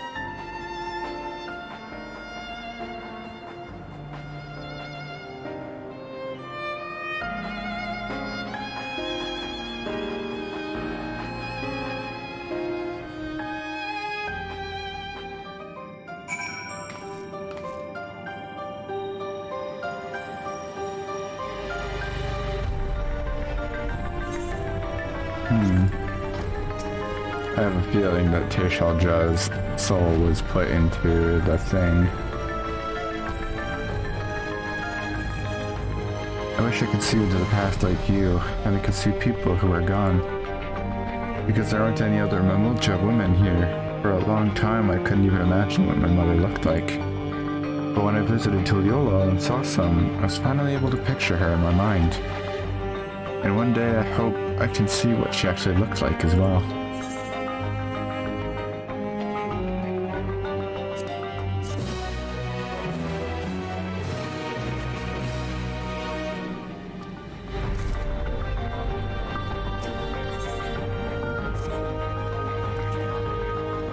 While we've discerned the purpose of the research conducted here, the traces of it remain might afford us greater insight into what came of it. Let us take a look around for information as well as a way to the upper level.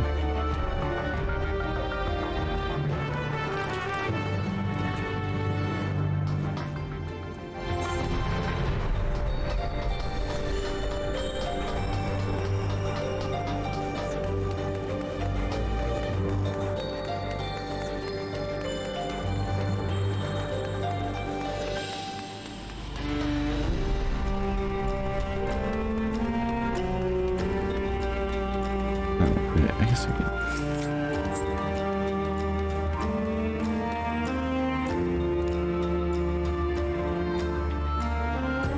Did we already meet them? Ugh.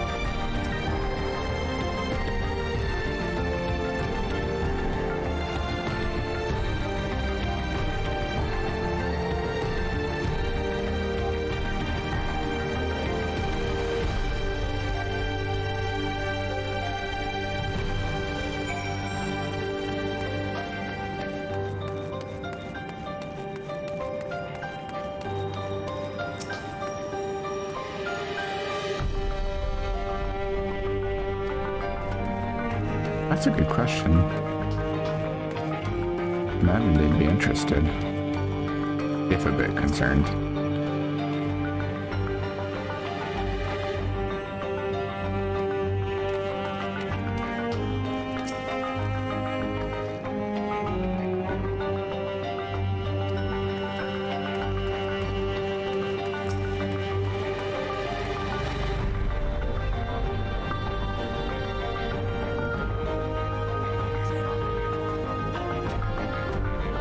They're recruiting volunteers for an experiment. I know I'm not as bright as others, but they wouldn't laugh at me if I were stronger than them. This might be my chance.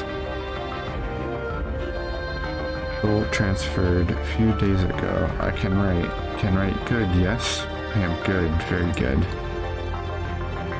Getting hard to control strength. Today, bit hand of feeder. Cannot help it. So strong.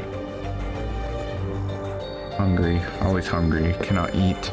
Eats, I must eat. I'm an eater, must eat.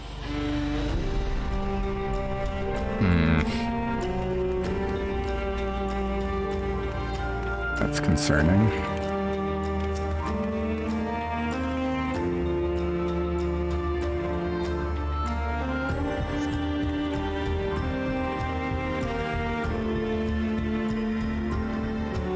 Oh, nice.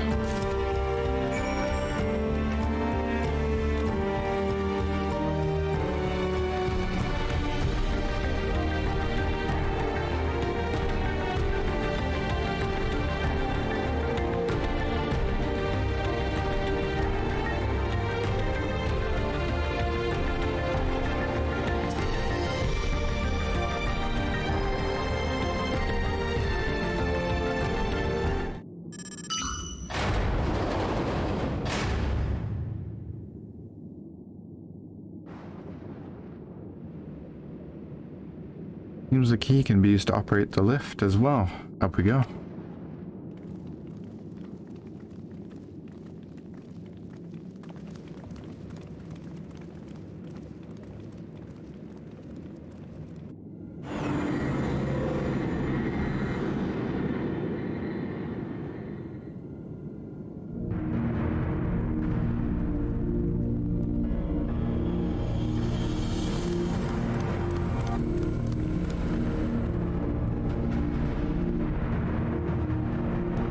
This is the observatory. I didn't expect it to be similar, but this is a far cry from the temple that held Valagarmanda. All the machinery appears to still be in operation. I expect there are auxiliary systems in place to ensure that monitoring can continue, even in emergencies. The warnings indicate various anomalies related to the seal's failure, most likely, for a blessing, we managed to fell the beast before it could cause harm. Right then. Let's see if we can find some clues about Galulja's mother.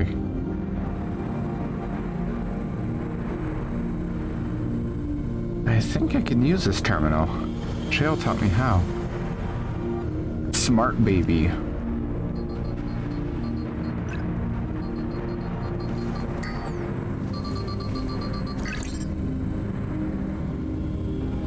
there's so much data. I don't know what we should look at. Perhaps we can narrow down the search by inputting the name Teshilja.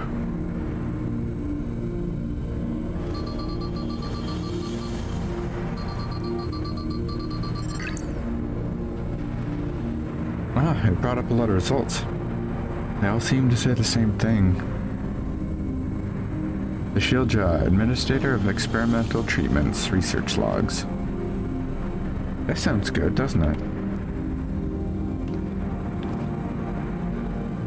Chances are the data is encrypted, and even if not, it'll take considerable time to go through it all.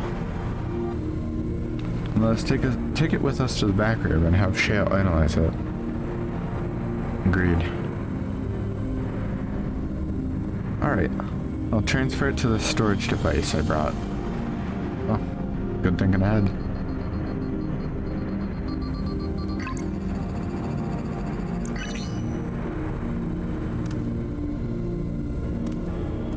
There, it's finished. Thank you so much for bringing me all the way here, everyone. If you're happy, then so am I. Besides, I was able to learn more about my brother as well. It was a fruitful adventure for the both of us.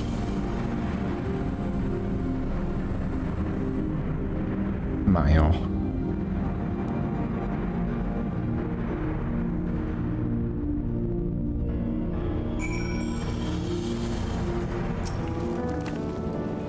And here we are.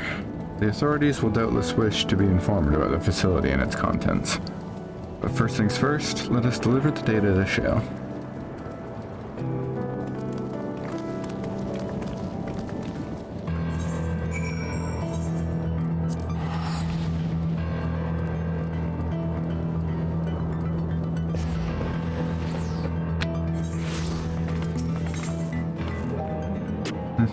Pirate.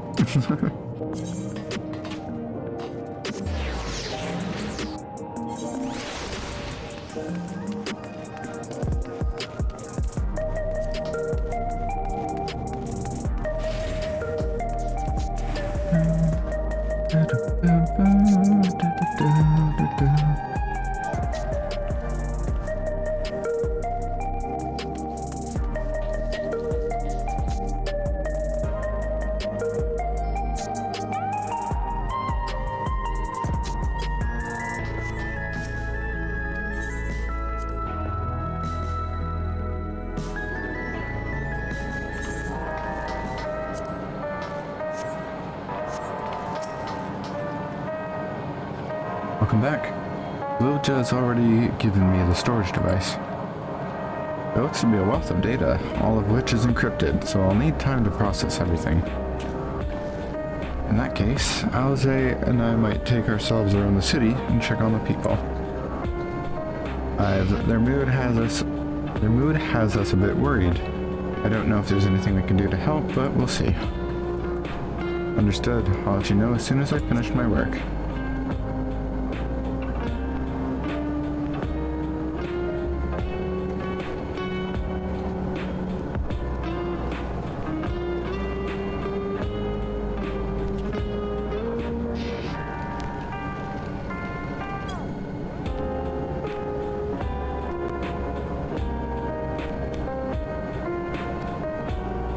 Thank you. I'll see you again soon.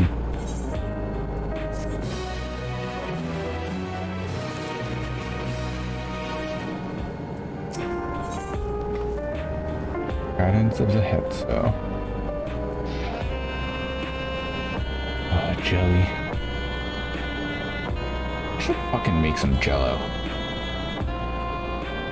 I'll have to go get some, but yeah.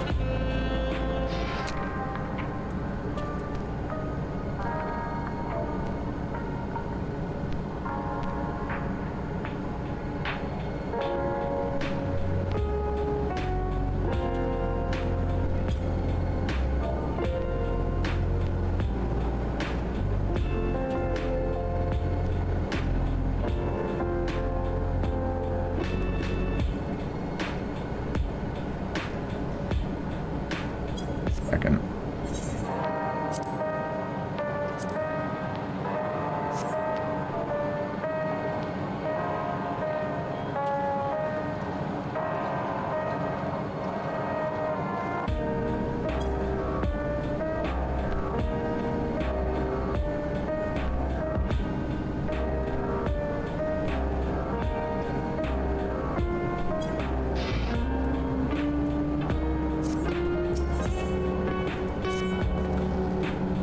I'll say isn't wrong.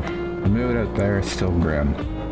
Some of the Tturuhhetso remember a time before they were dependent on the Sol system, but even they're unsettled and wondering aloud if they'll have the chance to reunite with old friends and family before they pass on. Good reason too. The journey home won't be an easy one for those who've grown old. That's why it's mostly been younger folk who've been leaving for Tturuhhetso, ones with no elders to care for. Word of that problem has reached us in Tturuhhetso. My brother is doing all he can to see the Jacques Tturuhhetso Railroad restored to operation so that people may come and go more freely. Unfortunately, the tracks only go as far as Vanguard, though some traveling by foot will still be necessary. Even so, the railroad would make things a sight easier. How long before it's back in service? I couldn't say. When I left for this visit, Kona seemed reluctant to make promises. But while Shell's working on the data, we could go and see the state of it for ourselves. The Shaloni Station, then. Make sure to keep Kona informed.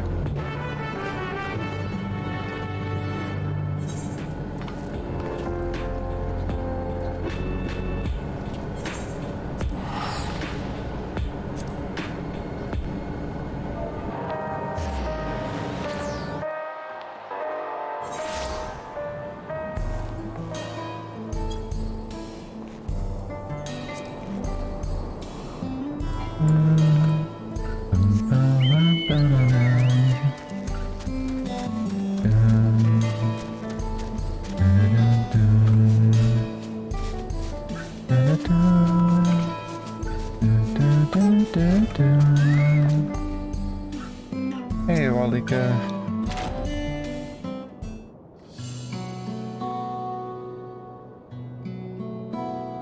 All resolve. Jack Bright started boot. What can I do for you? We're hoping for some good news about the railroad. There's an increasing number of people looking to return to Tturuhhetso but can't make the journey on foot. I see. As it happens, the Law of Reason is also on its way here to take stock of the situation. Scratch the on his way.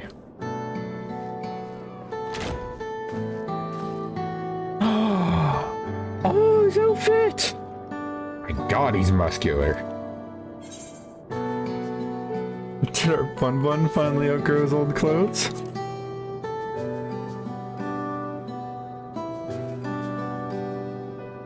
Stop that. As you well know, my previous attire was that of a gleaner, and I have chosen a different path. It was time for a change. I love it. That's a good outfit. You hear about the railroad too. It was part for my sake that the original Dawnblazer was sacrificed, though I felt it was only right that I assist with its replacement. Speaking of which, I assume Lamati has explained the growing urgency of the need. What have you to report? New locomotive was on track for completion, but we're having difficulty pulling her into the station, in a manner of speaking. You see, when we used the Dawnblazer to get into the dome, urgency outweighed all other considerations. But now that we're back to our original problem, how to run the railroad without upsetting the inhabitants of fucking what? How did I pronounce this?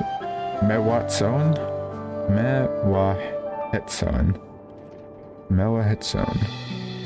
Fuck that fucking Mememe. It's called Mememe. That is the Ranik. Though the Hetsaro that follow them are none too pleased about their Hetso being spooked by the noise of the locomotive either. The solution I devised... Jesus, who is texting me this late?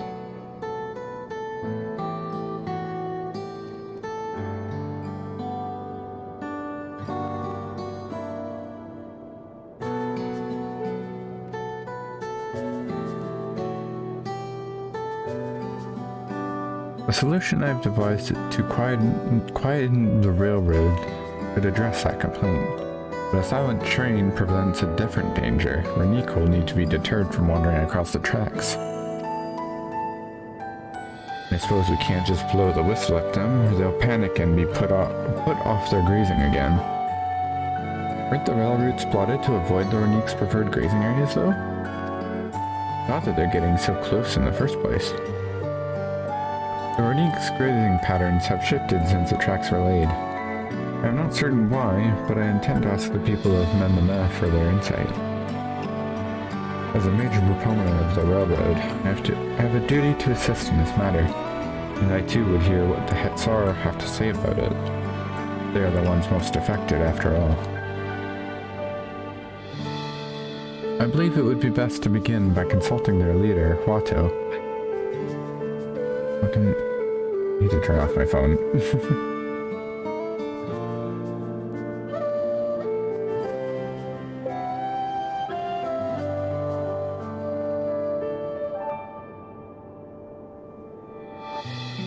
I believe it would be best to begin by consulting their leader, Watto. The rest of you can accompany us to the XII encampment if you like. Yeah, anyways. Hold on.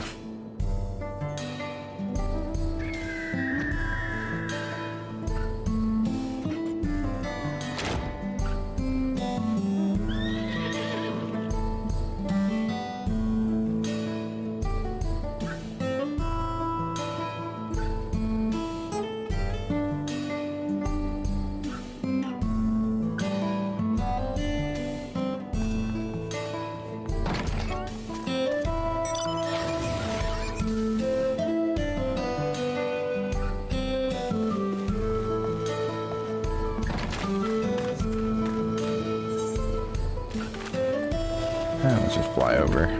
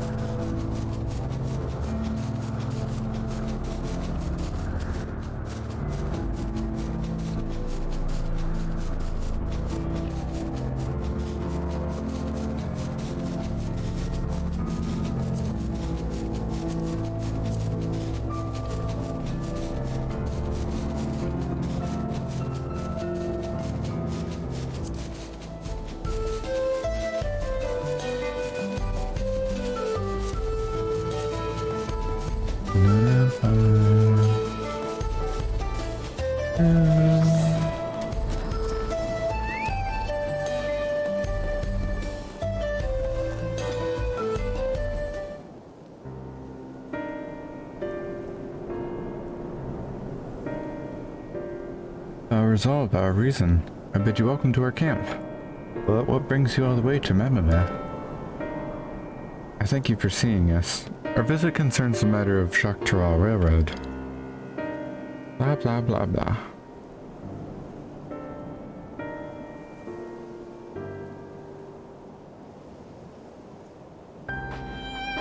You too have noticed the Renique's unexpected change in behavior then. My son, Tturuhhetso, has been looking into this matter. Tturuhhetso? Normally, we'd expect the Renique to keep to their favored grounds nearby for a while yet. And despite a thorough search, we haven't found anything wrong with the quantity or quality of the grazing in... Ooh boy. Chiari Yonan and Yatanane. Yet they refused to keep to where they usually would, instead pushing westward towards your railroad. I certainly see no cause for this unseasonal migration. Nevertheless, should they continue to move west, we will follow. As any true XII would, I suppose. As you may have surmised, I am of XII descent. My parents traveled with the Renique as well, though I myself have no memory of the experience. Left behind as a babe, you see, bearing such a migration. One of many sacrifices necessitated by nomadic lifestyle, I'm forced to assume.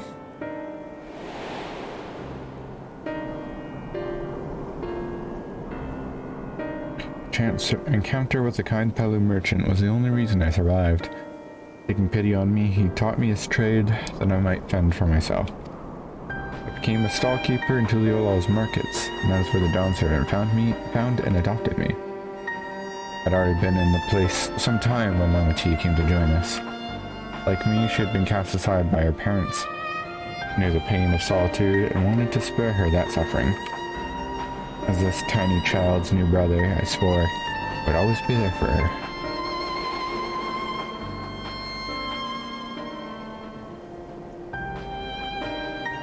Truly, I've never heard of the Renique choosing a path so arduous as to force such a terrible decision, nor of any Hetsara willingly leaving their own flesh and blood behind. There must have been some exceptional circumstance.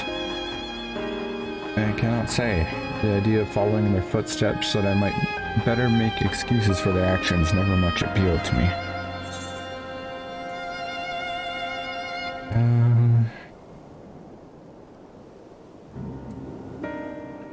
If they had good reason, wouldn't you want to know?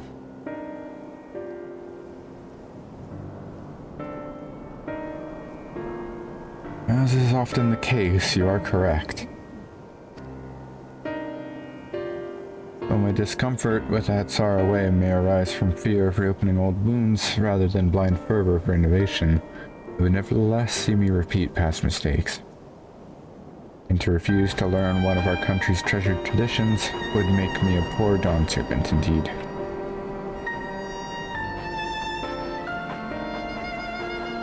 Please, teach me of the Renique and what they mean to you. I promise to listen with an open mind. We would be delighted. In the meantime, your companions are welcome to look around.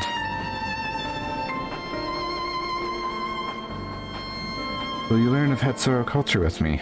I should like to approach this with the fervent curiosity that you and my sister share. It would be useful to know whether I am, doing it correctly. Then it's settled.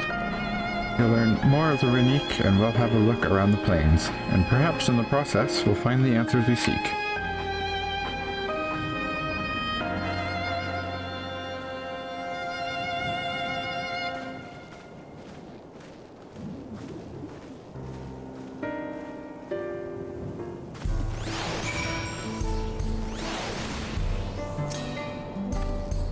The quickest way to learn about our life is to do as we do. I hope you're not above manual labor.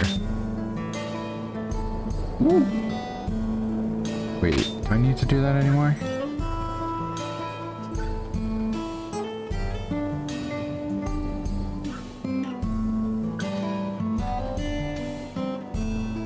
I'm not the most experienced, I'm ashamed to admit, but I shall put forth every effort. That's all we ask. Take these tools.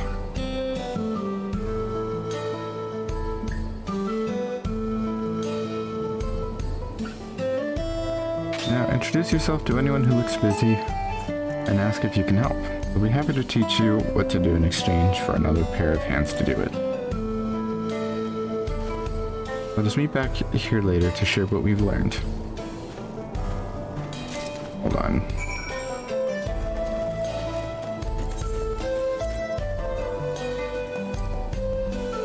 I don't. Shit.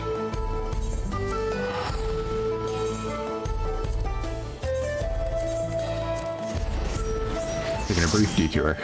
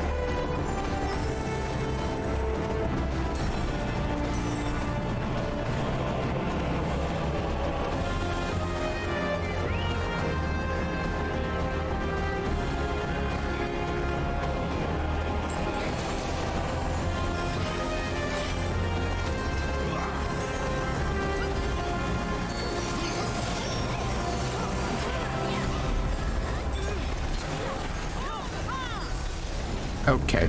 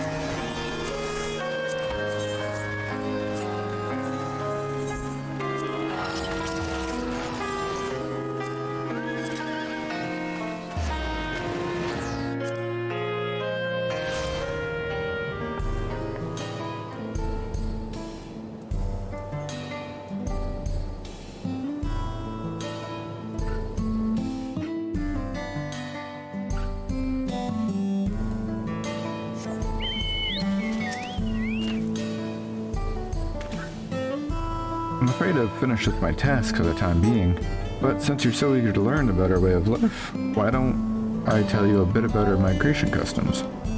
If you're here, you likely already know that the Runique are our Hetso, our guides. We travel with through the turning of the seasons. We trust them to lead us to fertile lands with all we need to survive. But you may not know that sometimes the herd splits in two, bound for different paths. On those occasions, we Hetso must also part with half our number. You may think it's strange and stressful custom, but over the years it has seen us visit new lands and broaden our horizons as people. This too is the wisdom of the Hetso.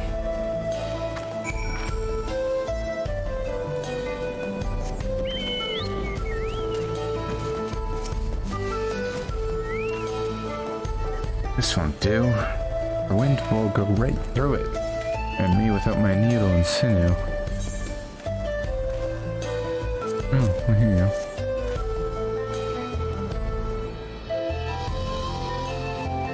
Oh, these are precisely what I needed. Should be able to patch up the covering now. Given how often we pack up and reassemble our tents, they're bound to get the occasional tear. Fortunately, the Runique hide they're made of is durable enough that we generally needn't worry.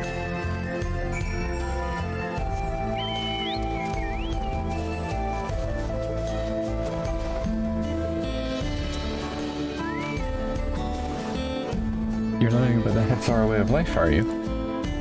I may have a thing or two to share, but rather than talking your ear off, let me test your powers of deduction. Find answers much easier to recall later if I arrived at them myself.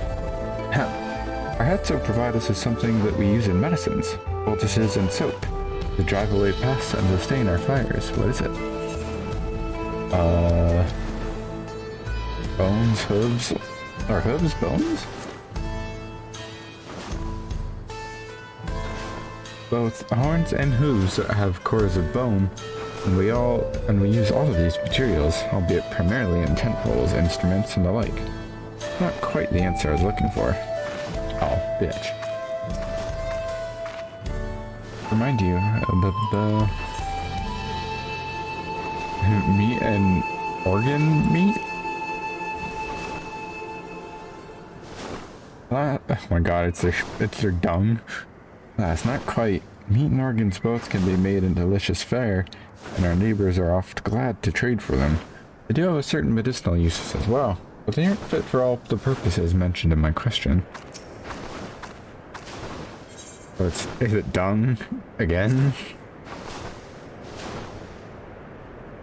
It sounds like there's a story there, but that is indeed the correct answer.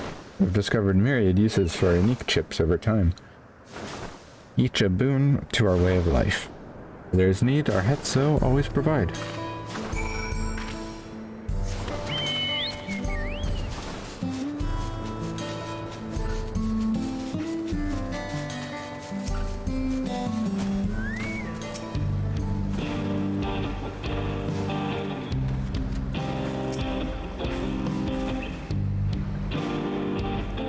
Many portions are shaggy and tangled.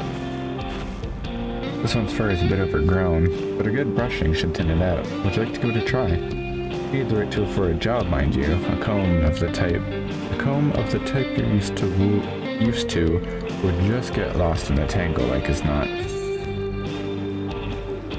Even the fluffiest of Runique. Geppetto said a Runique brushed with you, did he? I like him. Now just run it through one little patch at a time, gently.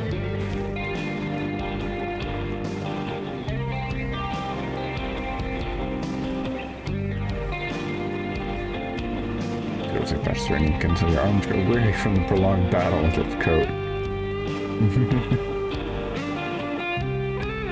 The same cannot be said for your clothes, which required a new coat of their own. Well then, with less excess fur, our friend here will be more comfortable in the afternoon heat, and less susceptible to illness. The combed coat also makes it easier for us to identify injuries should the need arise.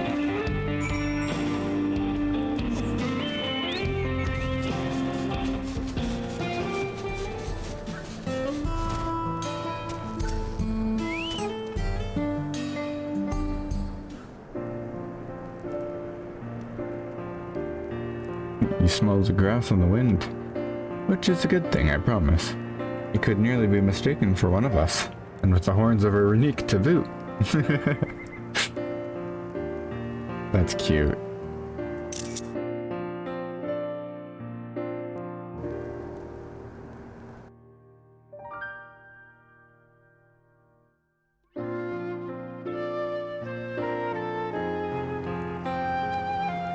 I have to wonder how Falcona is getting on. I assumed he would be reluctant to get his hands dirty, but it seems his wish to understand us was sincere.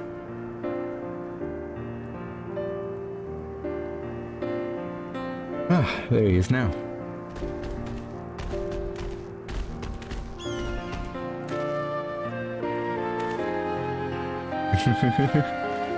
Cute. Apologies for my tardiness. I was tasked with grazing the Renique and ended up rather far afield. Found myself wandering hither and thither at my companion's inclination. To force us back to the trail seemed inappropriate. But how was your own work? Have you anything to share? Those are in the Renique, but heard that people receive all they need. Regime is as important as family, yeah.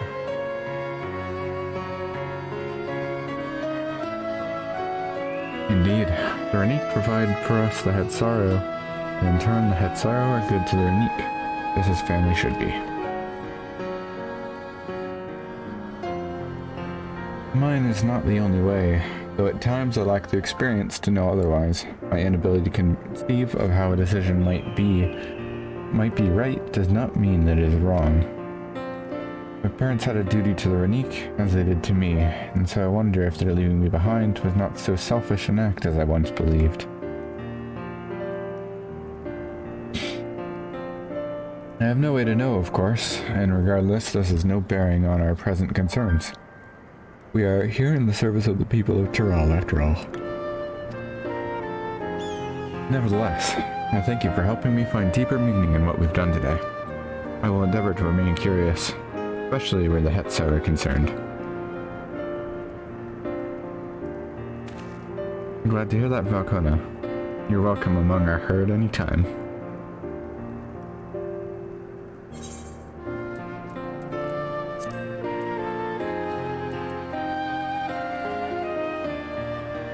I really do need to make some fucking jello, god damn it.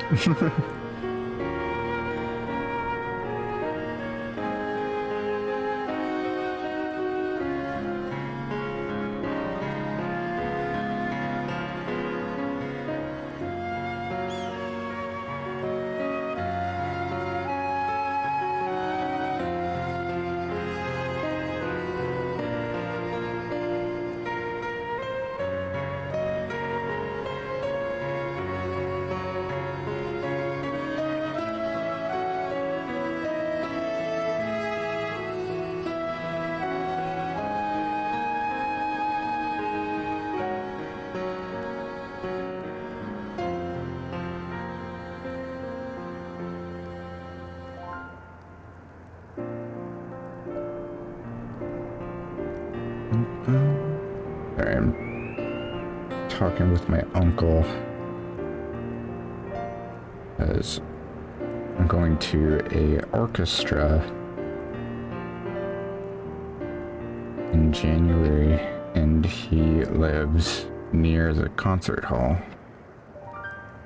So I'm gonna see if I can crash at his place.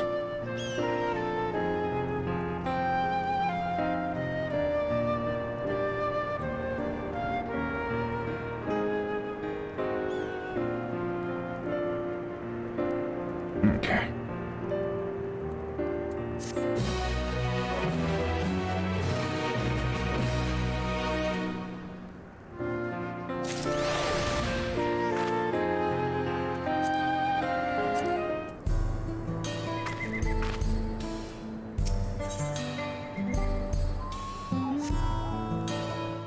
One moment.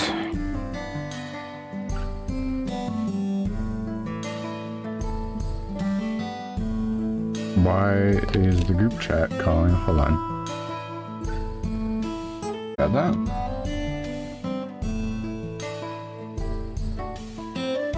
siblings wanted to do a fucking video call for a moment. That was weird. It was funny though. Oh wait, I already forgot. I was doing something before that.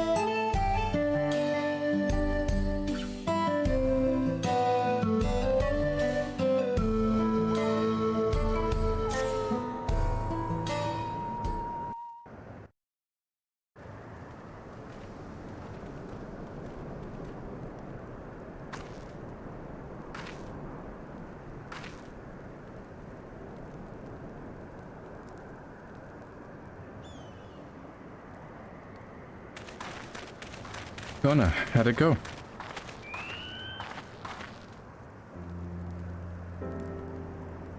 I believe I finally understand the significance of the Hetso. Its significance? Yeah, significance. They nourish the Hetzaro as they grow and provide warmth and companionship in a harsh and unpredictable world. They are the equal of any man, not beasts to be tamed. Moreover, Renique are sensitive.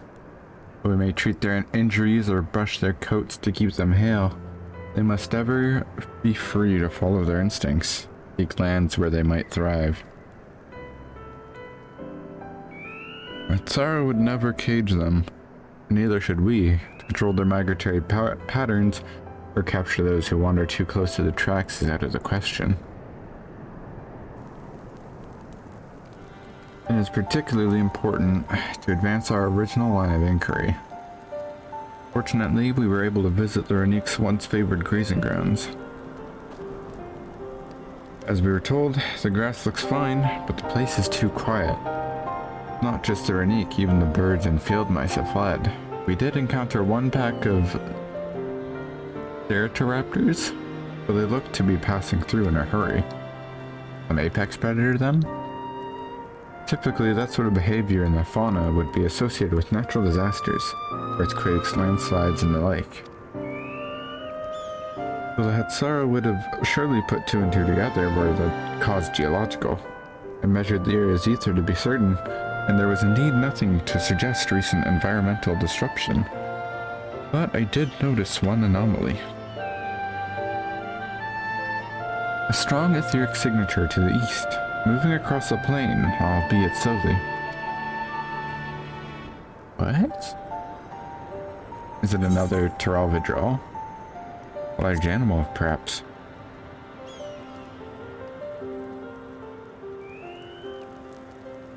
And a powerful one, like as not, the predator, given the local fauna's behavior.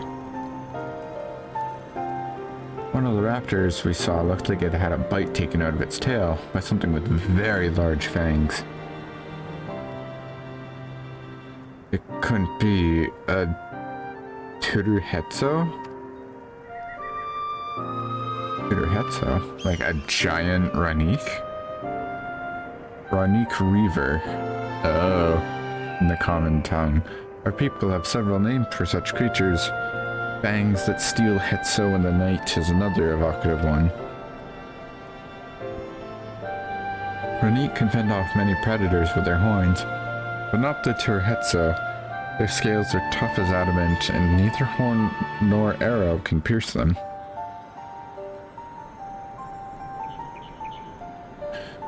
A wall-toothed carnivore is with an unusually tough hide. I cannot recall any such fauna in this region. They usually roam the wilds in the northeast, and most herds keep well clear of them. Can't tell you why this one is so far from home, and its pack both. In any case, I believe the source of the Renique's consternation is clear, as is our next move.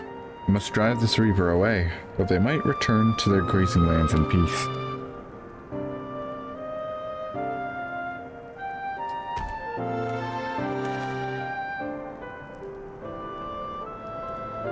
Never fear. We'll make certain that the beast threatens you no more. Aww. Why is Kona so cute?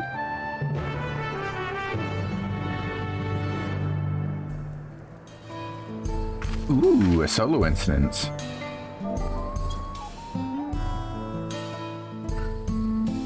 The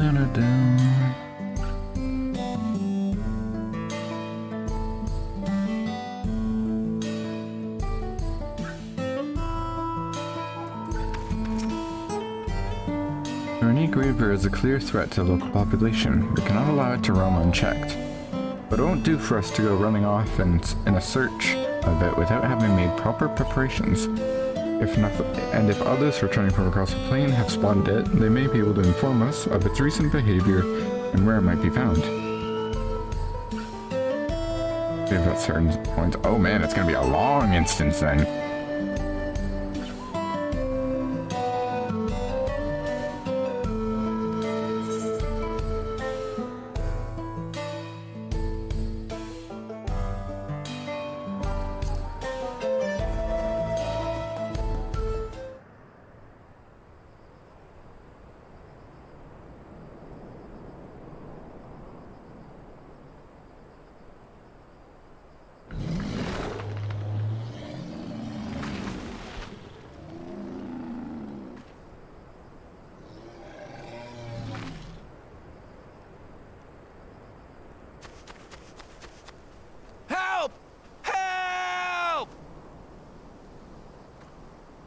Tturuhhetso is coming this way!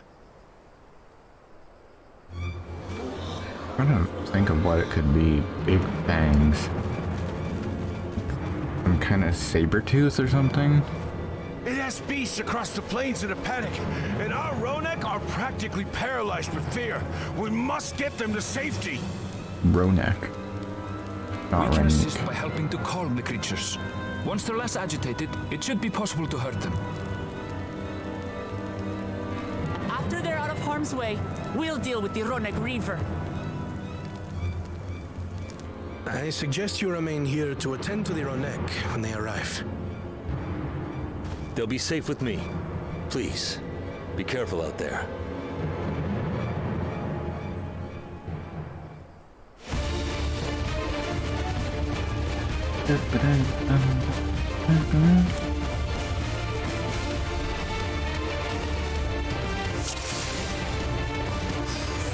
Make haste! We must protect the Ronek! Don't worry, we're right behind you.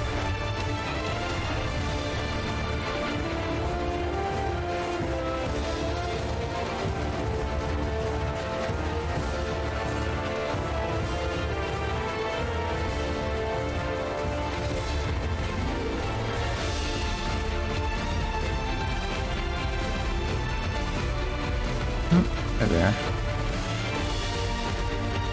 There they are!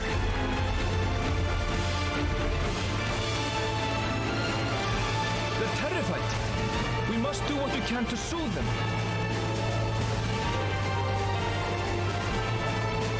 Please.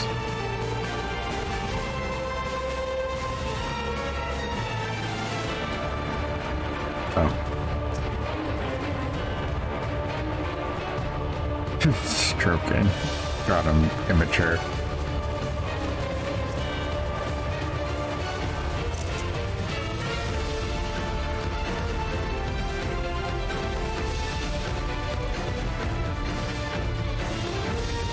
Snuffle. That herd should be all right. Let's look for stragglers.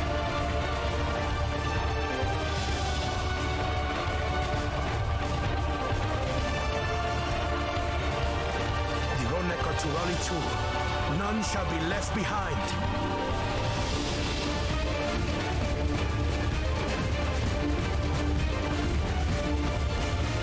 There must be something up ahead. Come! There! These are no match for the likes of us.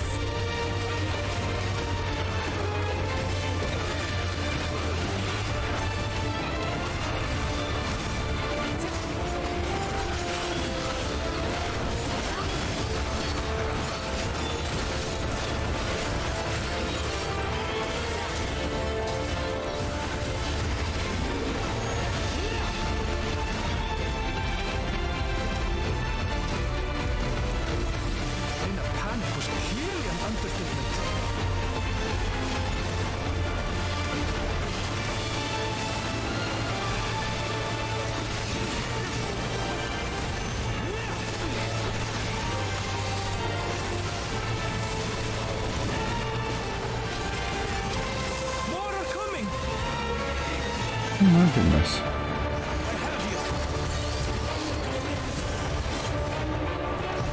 Lamont, what the fuck?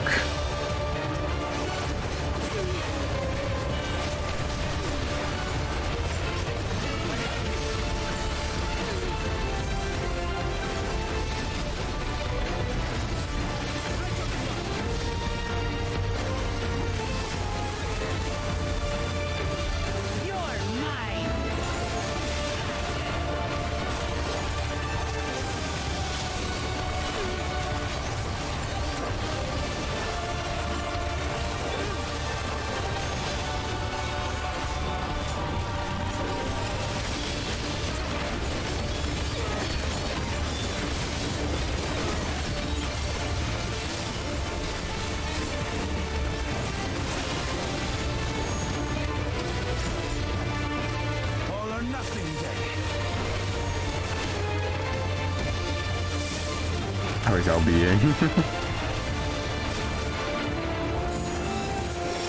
Oh my god.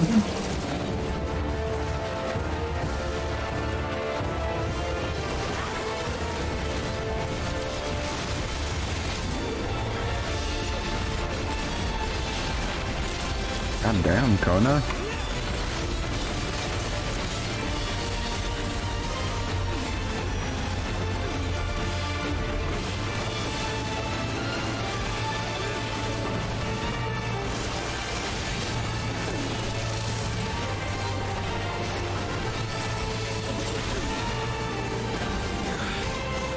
Seems that did the trick.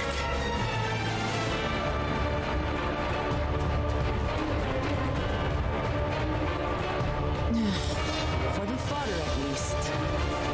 But where's...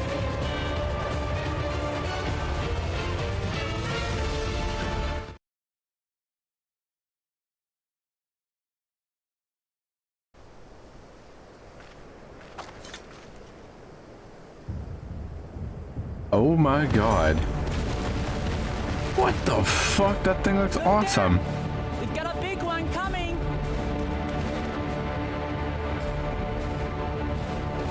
Impenetrable scales and wicked fangs.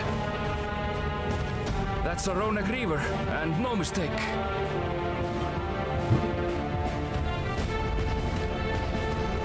Oh no, little guy.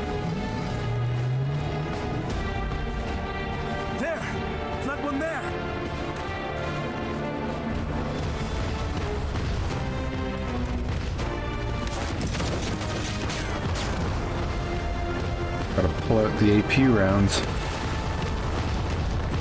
Not so fast! Oh my god. His glasses!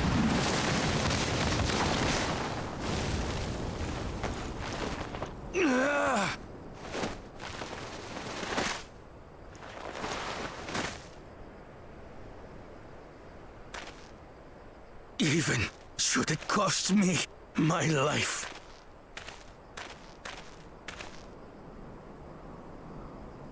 I will save the Tturuhhetso!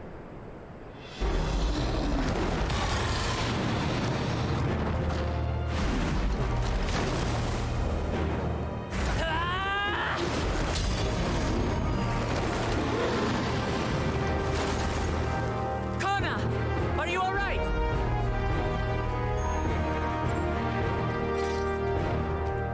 Do not concern yourself with me.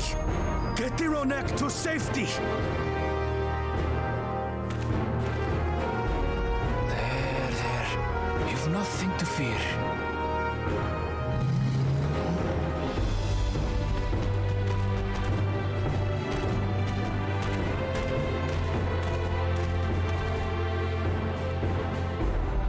Right. Let's finish the job.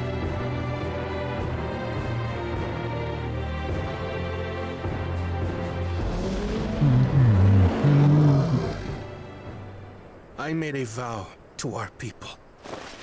You shall plague them no longer! Man, I wish we could play as Kona instead of our character here.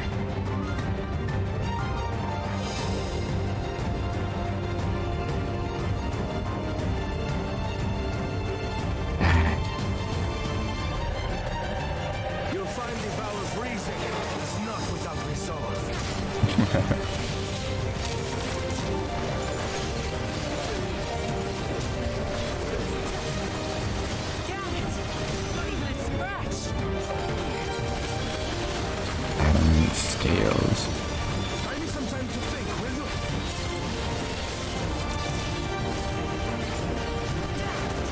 It must have a weakness, and I will. You know what? While they're waiting,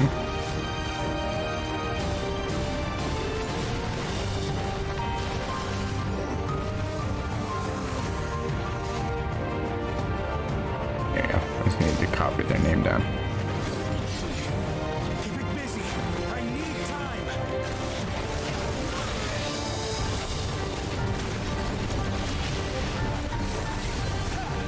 Right. Go for the legs.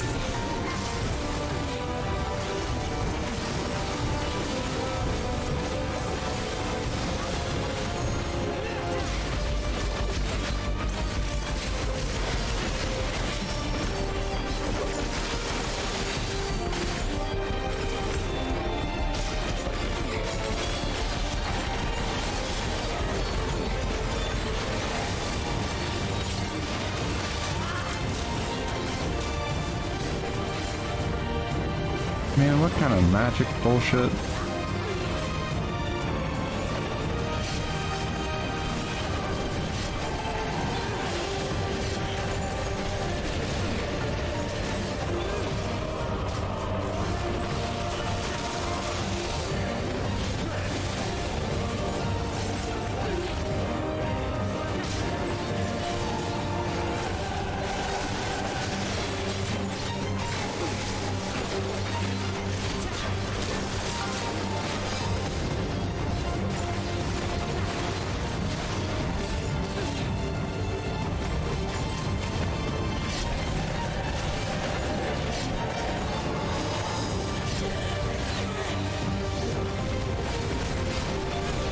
Now we just have to keep it pinned.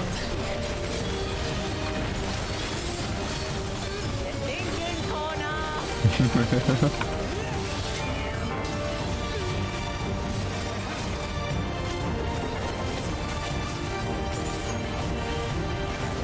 A protective current of ether. Whence does it flow? Oh, cool.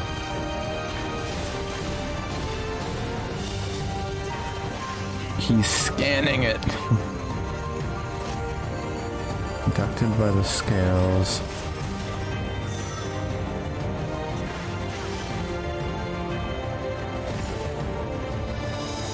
I've got it. In its throat.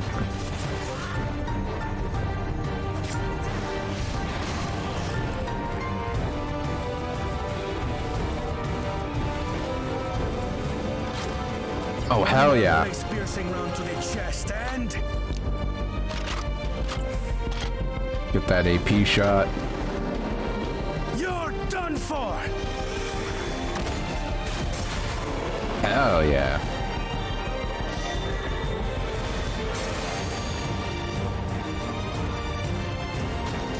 That stemmed the flow of protective ether.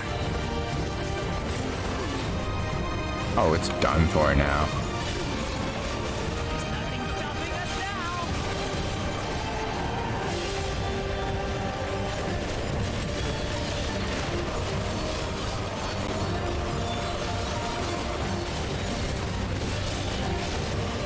Still not backing down, huh? Fine with me.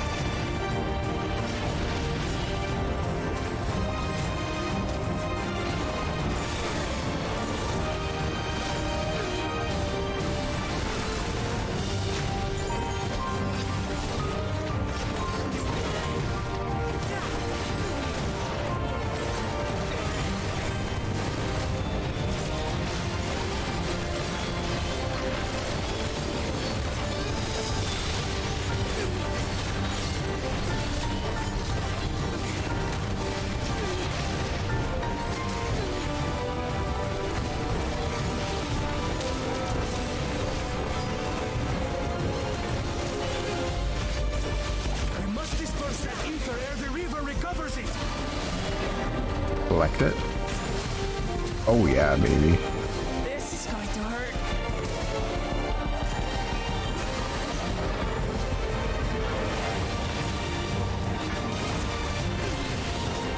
More.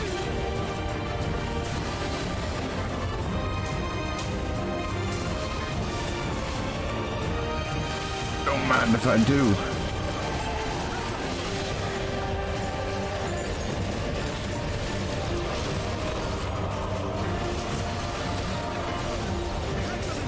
Easy shit.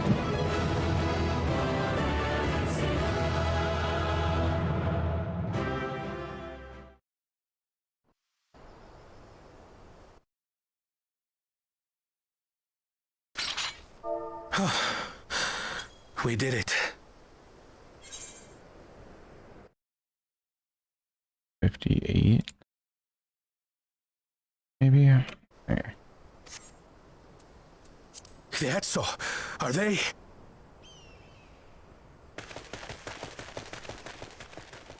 The Ronek have all made it to Tturuhhetso.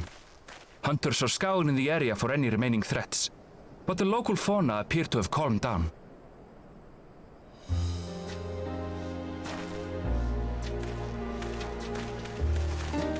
We cannot thank you enough for your timely aid. You, most of all, Bow of Reason. We feared you would be loath to take direct action, yet you didn't hesitate to put your life on the line for our Hetso.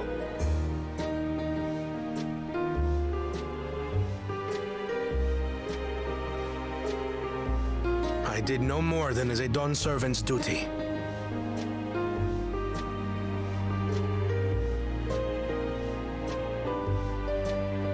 The ethereal conductivity of those scales is astounding. I dare say we could repurpose them to create a device that emits controlled pulses of ether. Ether resembling that of the predator the Ronek fear most. It might work. If we struck the right balance, we would have the means to deter the Ronek from approaching the railroad without causing them undue distress. Yeah, I suppose so. Incredible! Kona, you've done it again. I must say, I was hoping I'd never have to see one of these again. Still haven't forgotten the last one. Oh boy. It's been more than 20 years now. I had come as a trader to the camp in Tturuhhetso. A camp that was obliterated in an instant by that monster.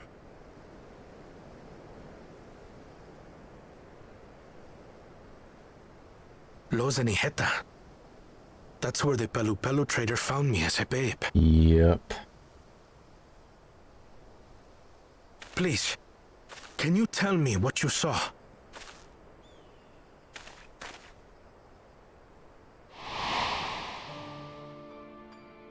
As I said, I had traveled there to trade with our fellow Hetzaro. Like us, they followed the Ronek. And like us, they were visited by a reaver. The fiend struck like a whirlwind in the night. It was chaos.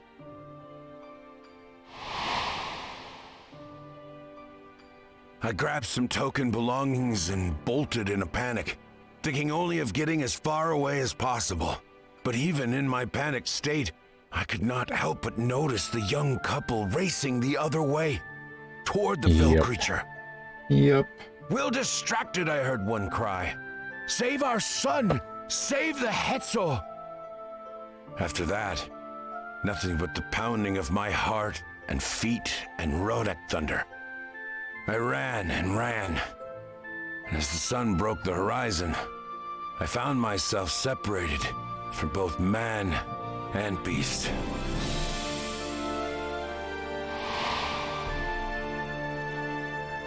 Windborne words say that a group of survivors reunited with their remaining Ronek and have long since moved on. But still more were never seen again, including the brave couple. Or so the story goes. Yup. Bad. And what became of their child? I'm afraid I don't know. But if he wasn't with the survivors, even if he lived through that night, the wilderness wouldn't have been kind to a little one out on his lonesome.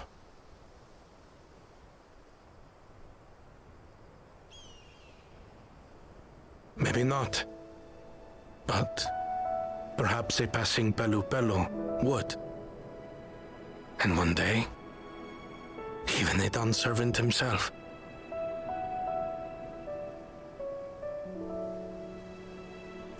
What, they just clued in? All these years, I was convinced that my parents had left me behind to follow after the Ronek. But now I see, they didn't abandon me. They were trying to keep me safe.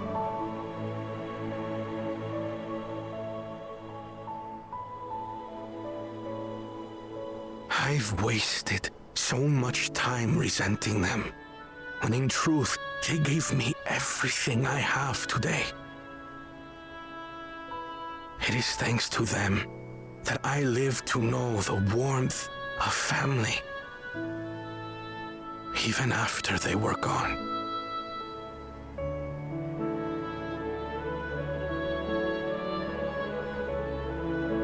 And now that I am Dawn servant, all of Tturuhhetso is my family.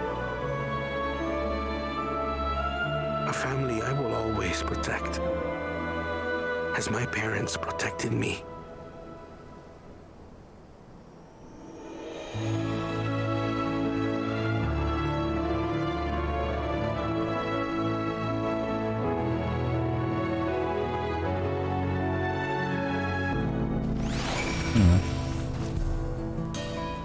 That was sweet.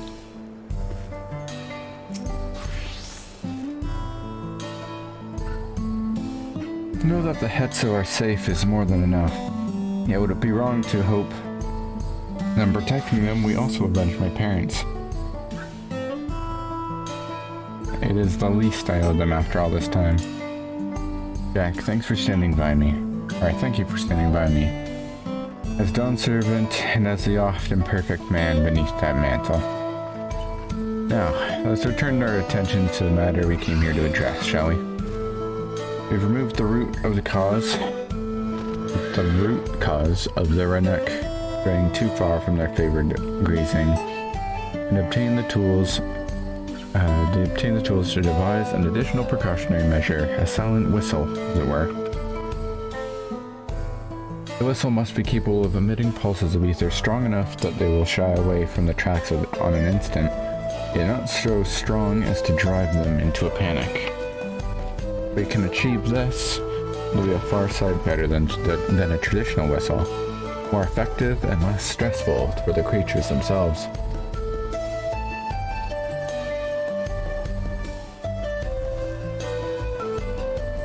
Let us return to Shaloni Station and begin work on it. Olika and his crew will doubtless be relieved to finally have a solution.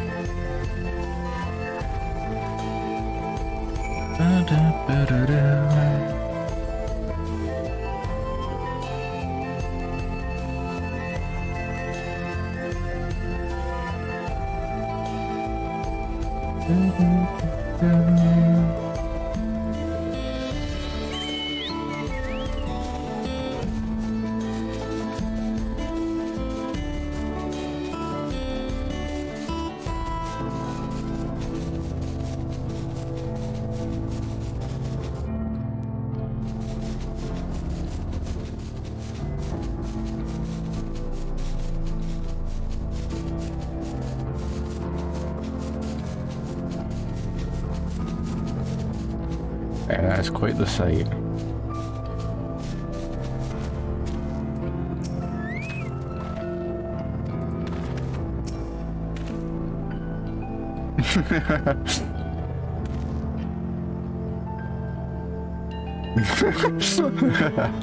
That is super funny.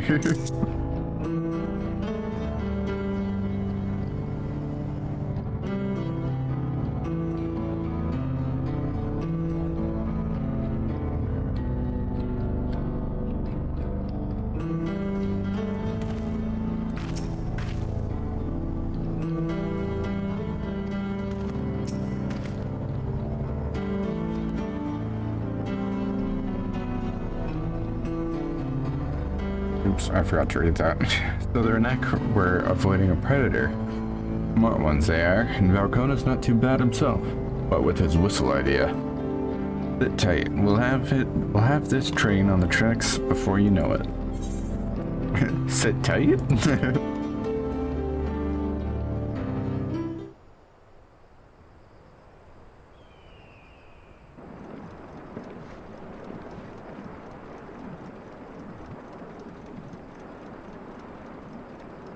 We're ready to go. Hell yeah.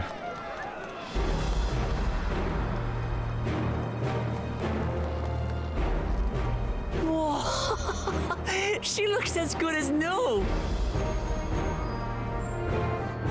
If I had time to do a proper job, could have really made her shine. Had to cobble together the exterior with spare parts. We refurbished the interior, though. Not that you can appreciate it from out here. But as far as the Ronek are concerned, we've spared no effort.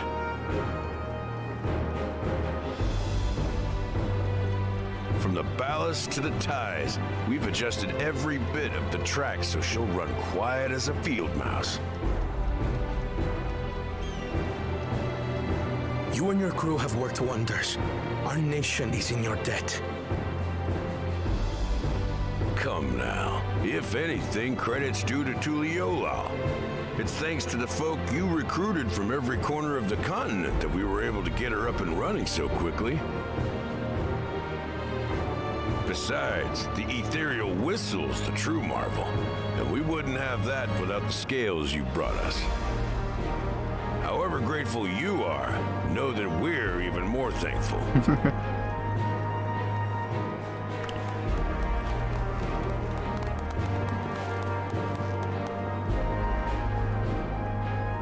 Right, if we're done talking, let's put this train through her paces.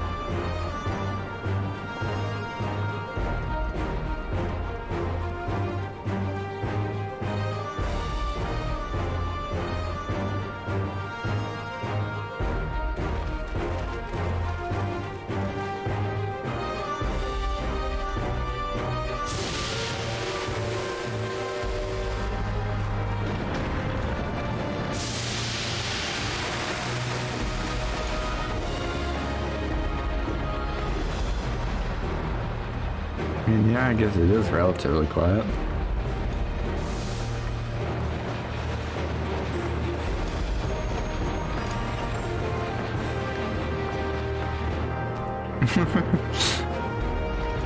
There's a Ronek up ahead.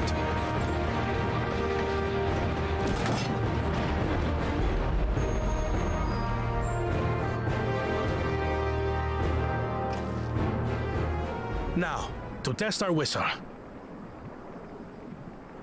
On it. Just point it in the general direction and...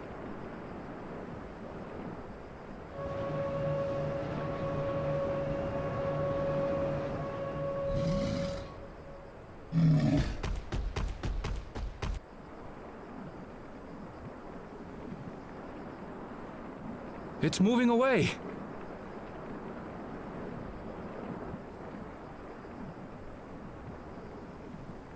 Meanwhile, our friends over there appear wholly unperturbed.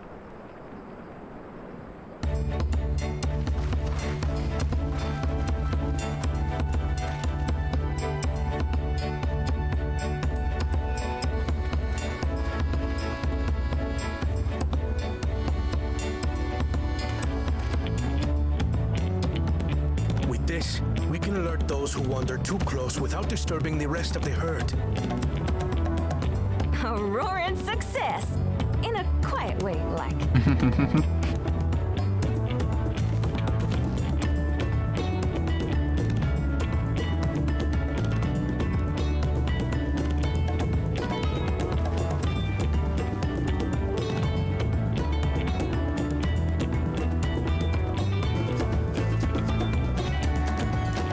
Then with your permission, Vow of Reason, the Shaktaral Railroad is back in service.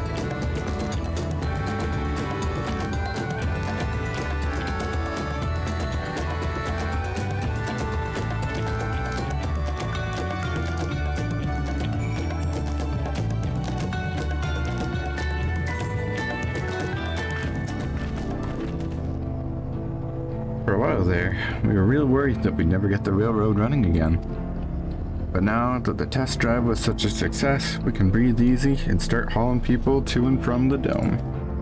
First Shaloni and then the continent. Watch out, Jacques Dural, here we come. I share the sentiment, but we've got a mountain of work ahead of us to ensure smooth operations. Time to get back to it.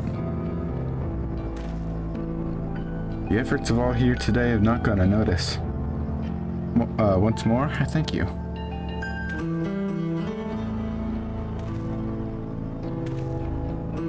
As for our own work, I trust you can handle matters in Alexandria, Lamati?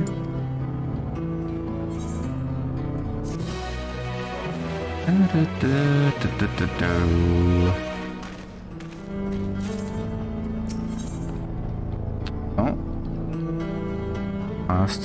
Pass.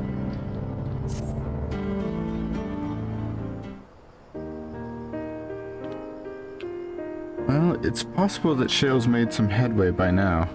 And regardless, we should spread word that the railroad's been restored to service. Shale, what are you ever working on? Galulja's mother.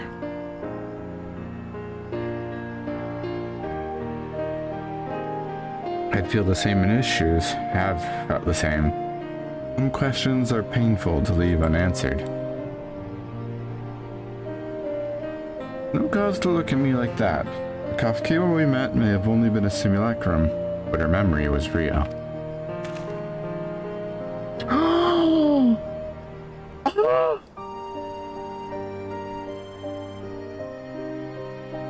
Oh my god, I never noticed that!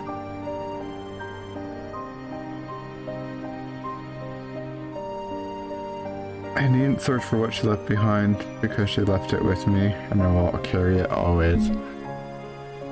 Fuck, man.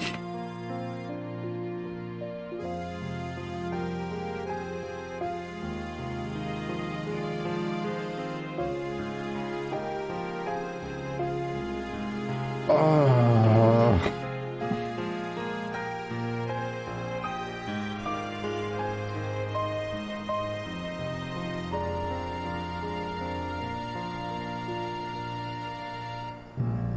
Speaking of things you're carrying, is that a teeny tiny Kafkiwa? What? No. Merely a token from Alexandria. Our friends in Oblivion would not take no for an answer, and I thought it as good a souvenir as any. Whatever you say. For what it's worth, I think it's a nice way to bring her with you on your travels. God, he's so cute. Yes, well, you're off to the dome now, aren't you? Thought I might join you for a time, see if there's aught I can do for the people there. Much changed though it is, I still consider it my home. Of course, we can give you the full story on the way. Oh, that's adorable, man.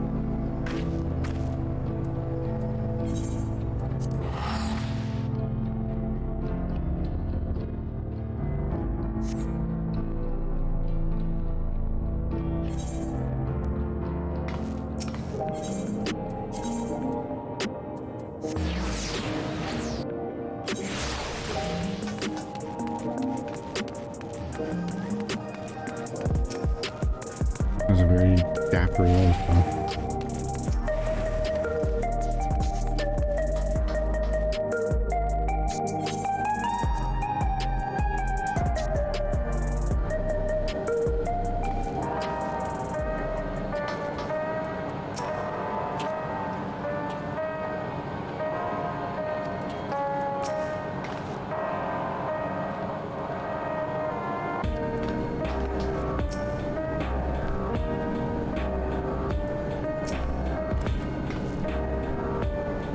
Aww. Cute.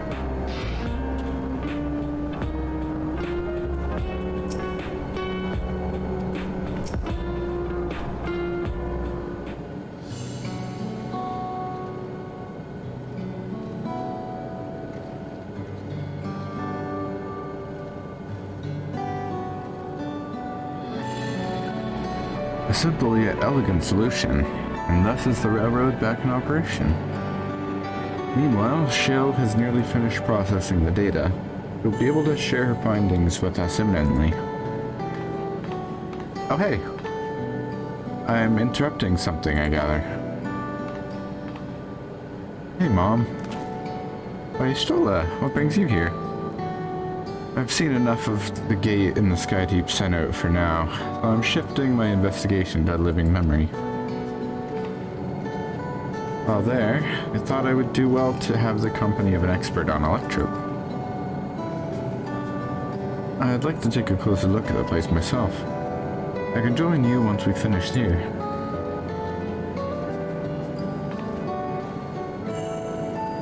Lest you fear I've forgotten. Once I made headway with living memory, the key in your keeping shall be the next subject of my scrutiny.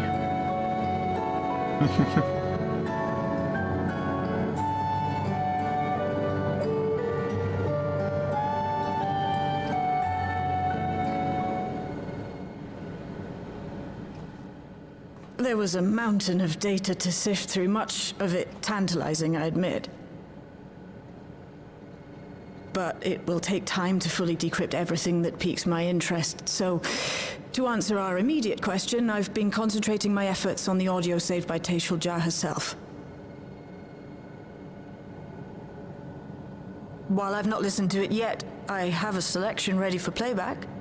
Would you like to hear it now? Yes, please.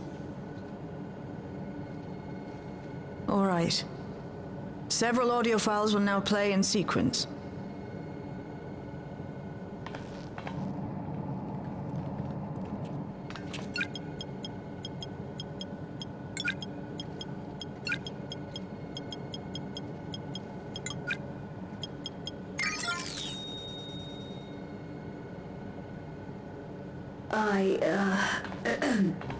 My name is Tturuhhetso, and I decided to record this to help me put my thoughts in order, I suppose. Mother? Officially I was a chirurgeon with the Lance Guard. I was part of a contingent dispatched to Yasulani to hunt a Tturuhhetso that was wreaking havoc. After our mission was complete, I elected to remain. It was the perfect opportunity to document the geographic distribution of medicinal herbs in this region. Or so I said when requesting special dispensation. In truth, I could not bear to return to Tturuhhetso. I had hoped to aid Commander Zoralja in the right of succession, but he did not so much as look my way. I was never in contention, of course, one of the nameless many in his army. To go back and face that reality was too much for me, so I ran.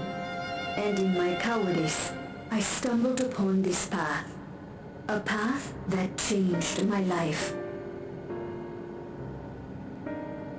When the dome appeared, I found myself trapped within and reunited with my commander.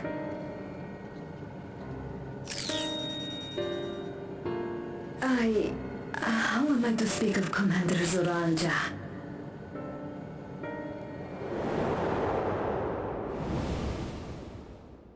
I admired him. His incontestable strength, his unwavering focus. He was a man of great passions.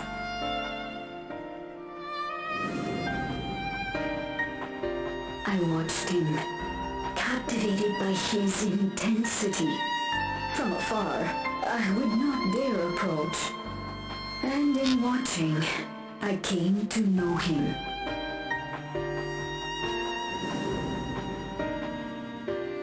His eyes too sought the distance, but not as mine did. He yearned not for another, but something else, beyond the horizon. that gaze would never fall upon me. I knew. I knew.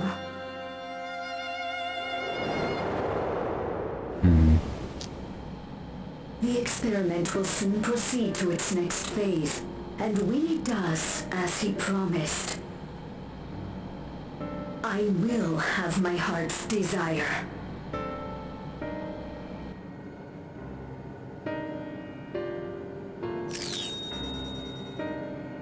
Today.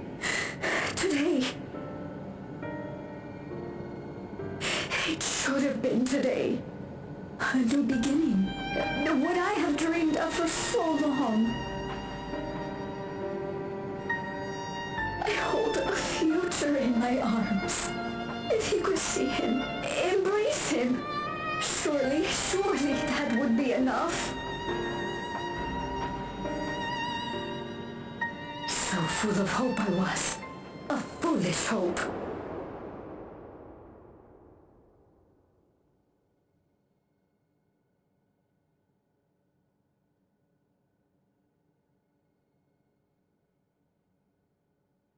Its scales are blue.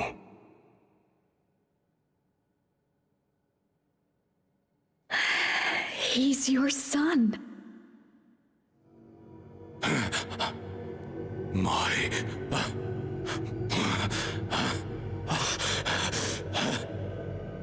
No, I can't.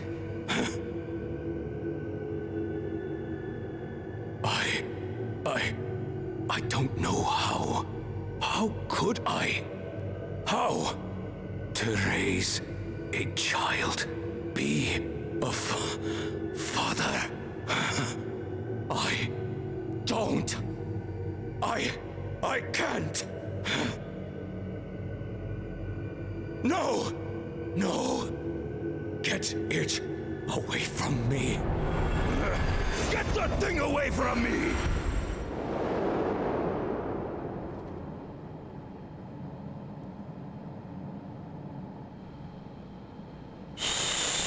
It's all right, little one. Papa was just surprised. That's all. He'll come around. We'll be a happy family. Oh boy. Kanilokka shouting for me. The research hasn't been going well, but I can't let him take it out on my baby. Hush now, little one. I know just where I do.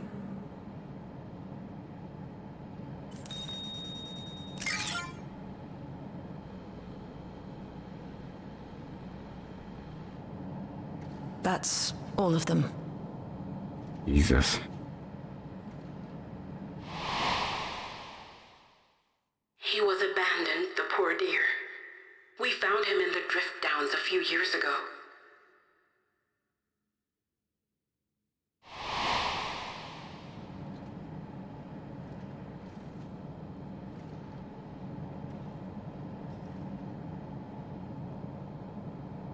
We know some manner of accident happened at the facility after this was recorded. Perhaps your mother couldn't come back for you.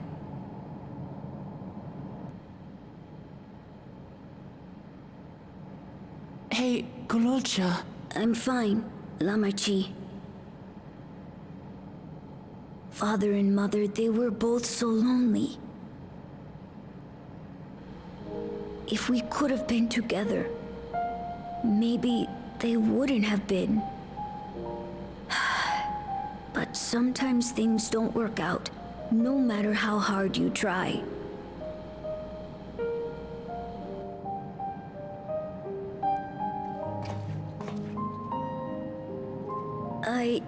I can't tell if I'm happier now. But it's better to know, I think. Thank you, everyone.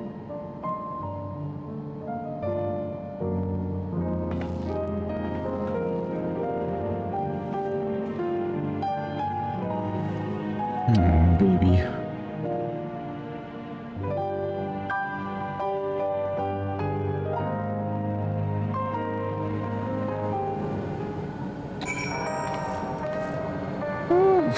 Boy.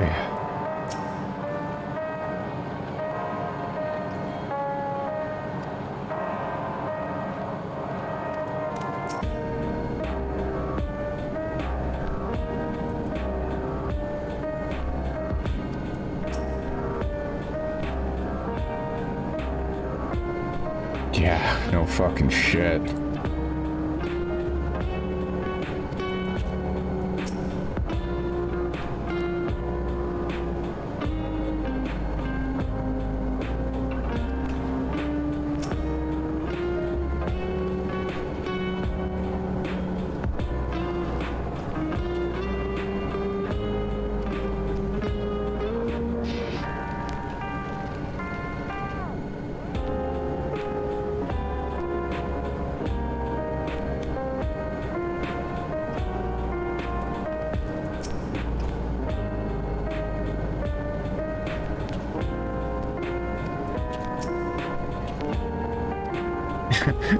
Yeah, me too, Geode. Oh my god.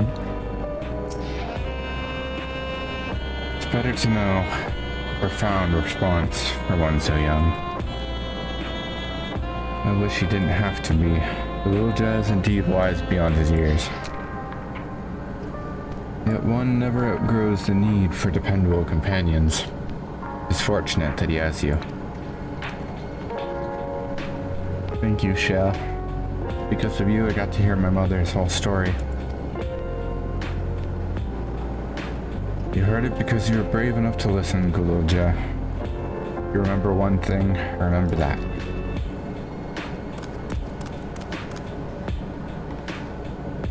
Now then, having shared what I can at present, I'm ready to head to living memory when you are.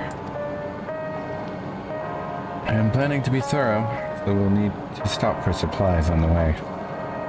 That said, I promise we won't remain over long. I know we all have much and more to attend to. For now, farewell. Probably next patch we'll be dealing with Stola. A word before you leave. Our network's already spreading word of the railroad. We expect people would be clamoring to get on the first train back. Yet, the reaction's been the polar opposite. Scant few seem inclined to depart Alexandria anytime soon. What? When we spoke before, you said many from Tturuhhetso were eager to reunite with friends and family. Maybe they're concerned about getting through Vanguard? If so, we could take turns accompanying them. In any case, we need to speak with the people ourselves. Let's start at Blade Node 9.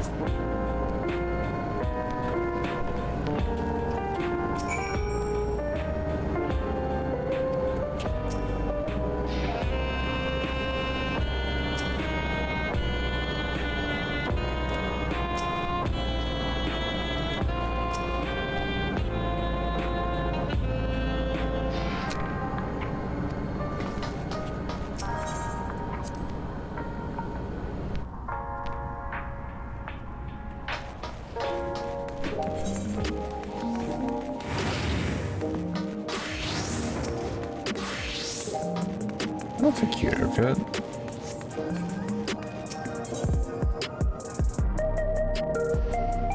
Oh, cool. Shows your previous one as well.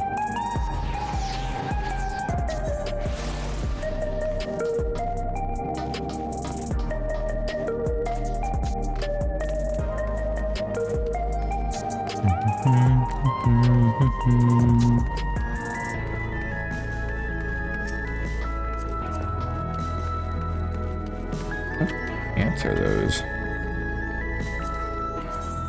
Casting those.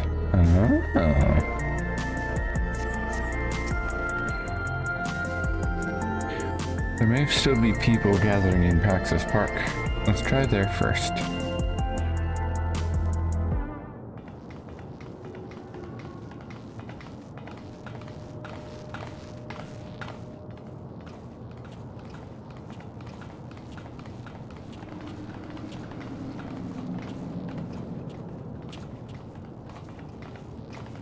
People look uneasy. Did something happen? Someone deface it? Is it an argument?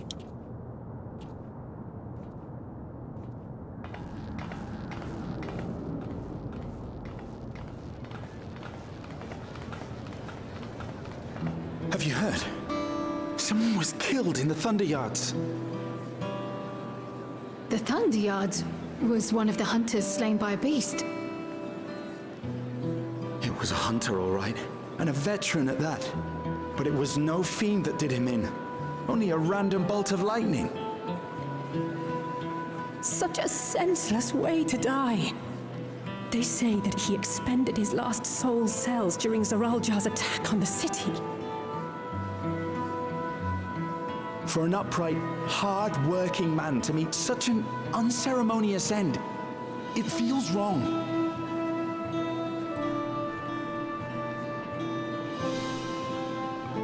But we'll be fine, won't we? Even if the system no longer erases our memory of the departed, the regulators continue to function. I shan't go before my time. Growing old and passing peacefully with the help of the ushers is only natural. Well, you may think so, but how are we to know? We have no memory of those who have gone. More may have met violent deaths than passed from old age, and we would be blissfully unaware. It could happen to you, or me, to any of us. Then what are we to do? Spend every waking moment thinking only of how we might die?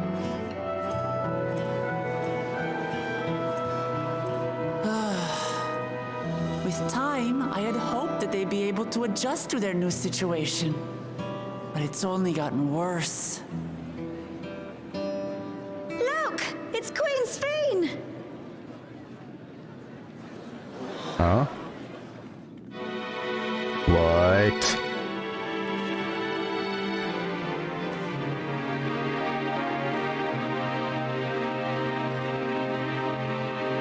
What the fuck? What?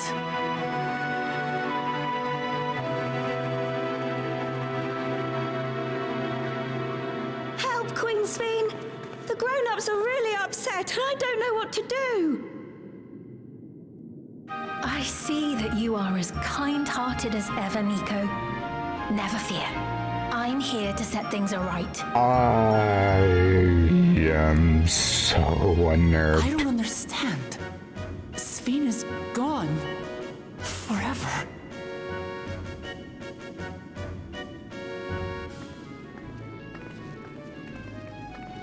You there, Gusson. You were the Queen's aide, weren't you? What's the meaning of this? Begging your pardon, Vow of Resolve. But Her Majesty Queen Sphene is paying visit to her people, as is her wont. What are you talking about? Sphene is dead. You officiated the funeral yourself. We all placed flowers to mourn her passing. A funeral? For Her Majesty? What the fuck?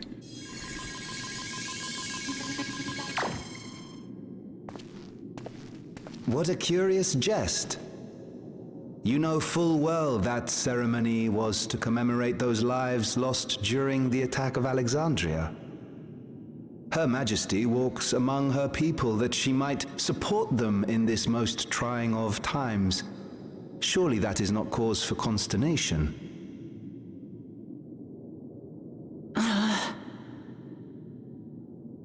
Why in the sweet fuck? Your Majesty, won't you free us from these terrible memories of the departed? It's all the This is no way to black live. regulators. Not for us, nor our children.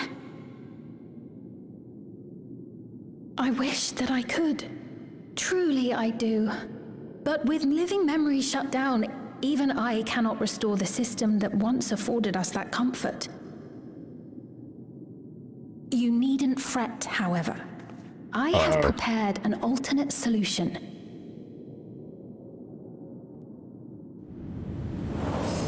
All of us shall be made endless.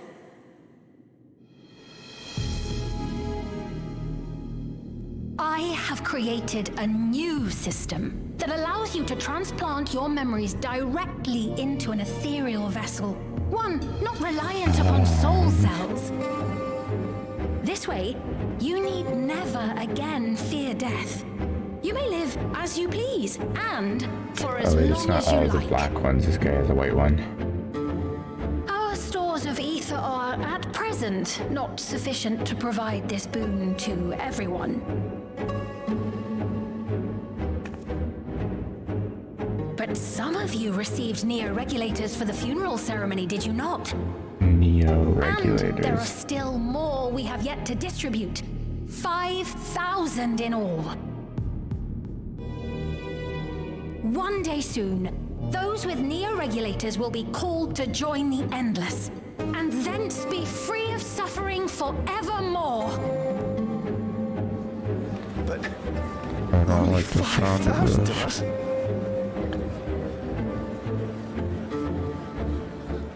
Yuweyawata!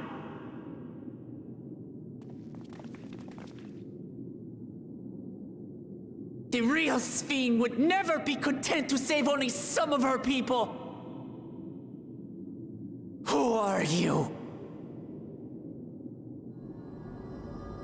Don't tell me it's another fucking Ascian.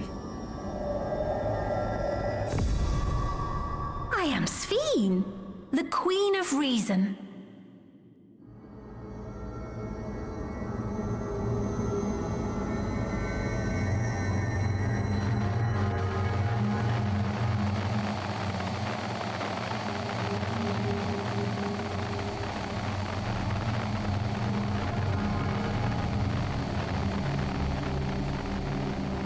I don't like this at all.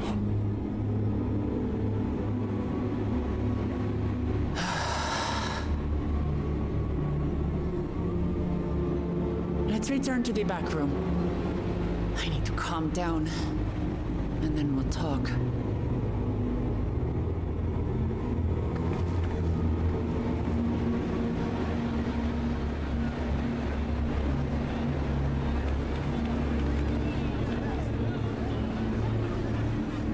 Man, what the fuck?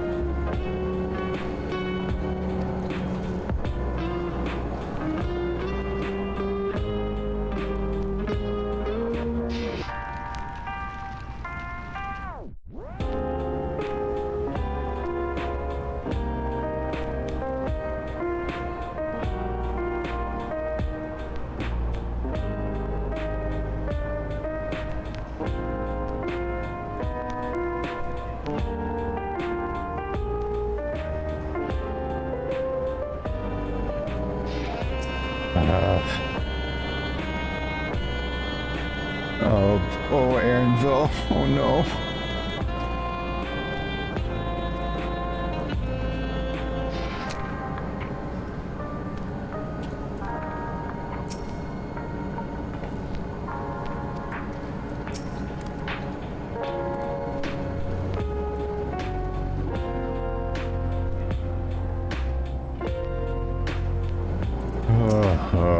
Oh boy. Mixed feelings about that. It's not even mixed, I'm fucking pissed. We only caught the proclamation from a distance, but I can tell you that the message was about neo-regulators was received with utmost clarity.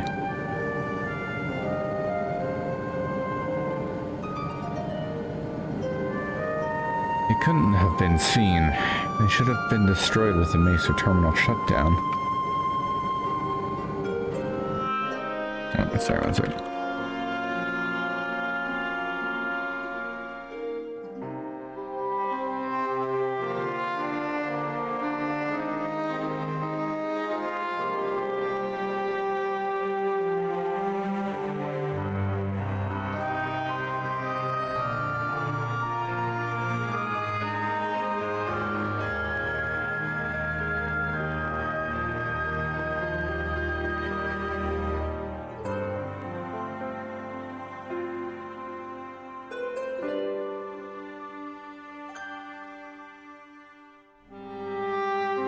Without a single Alexandrian to bear witness, presented with an identical figure claiming to be their beloved queen, it is no surprise that they would choose to believe she's alive.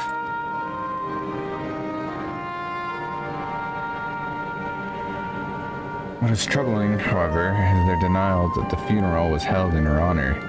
It is as if their memories have been erased.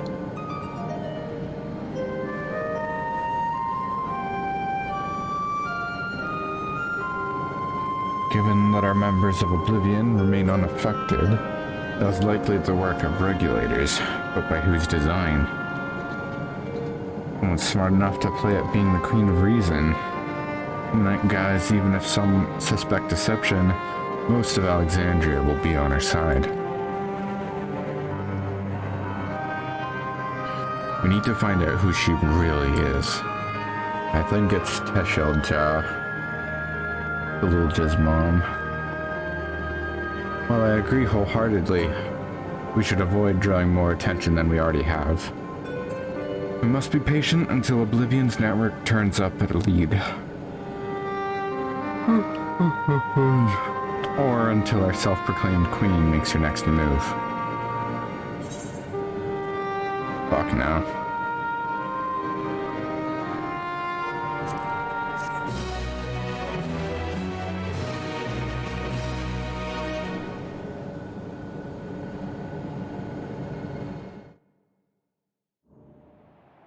Meanwhile, in living memory, I knew it was coming.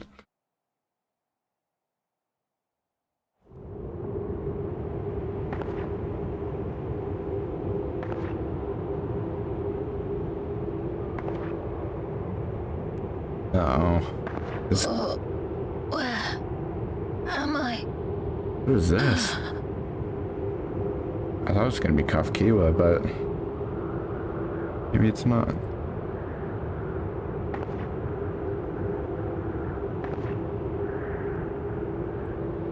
My people.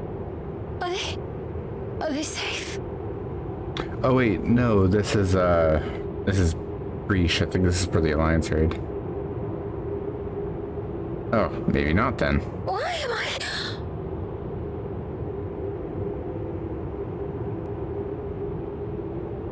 A stolen jail.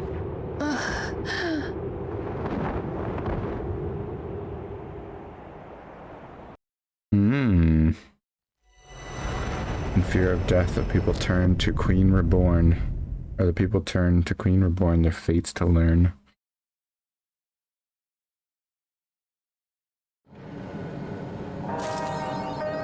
Fuck.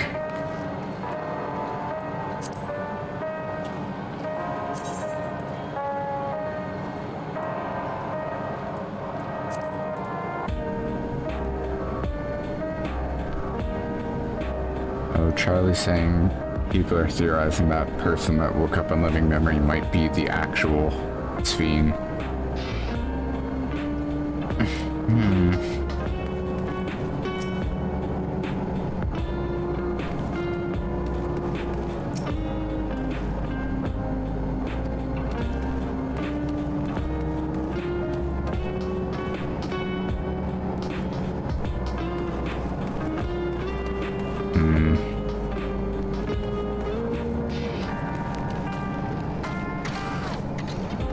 This guy's still sad about Kafkiwa.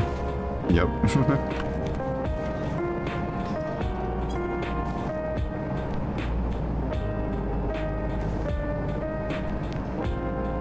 Alright then. Well, that is a hell of a way to end things. Jesus.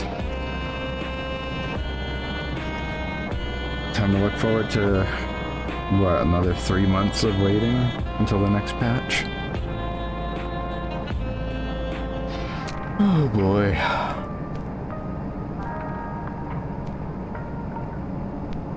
Oh man.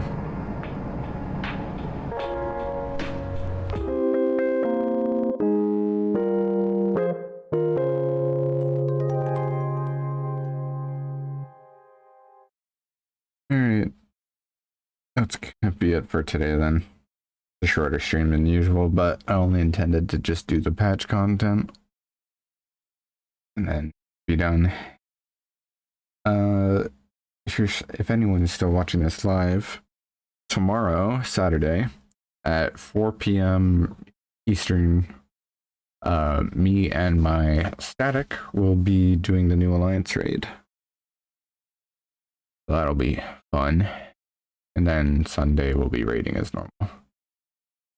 And the next Friday we should be back to Final Fantasy XVI, continuing that.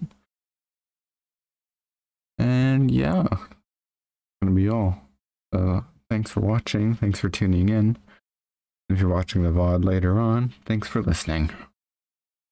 And see you next week. But anyways, bye-bye.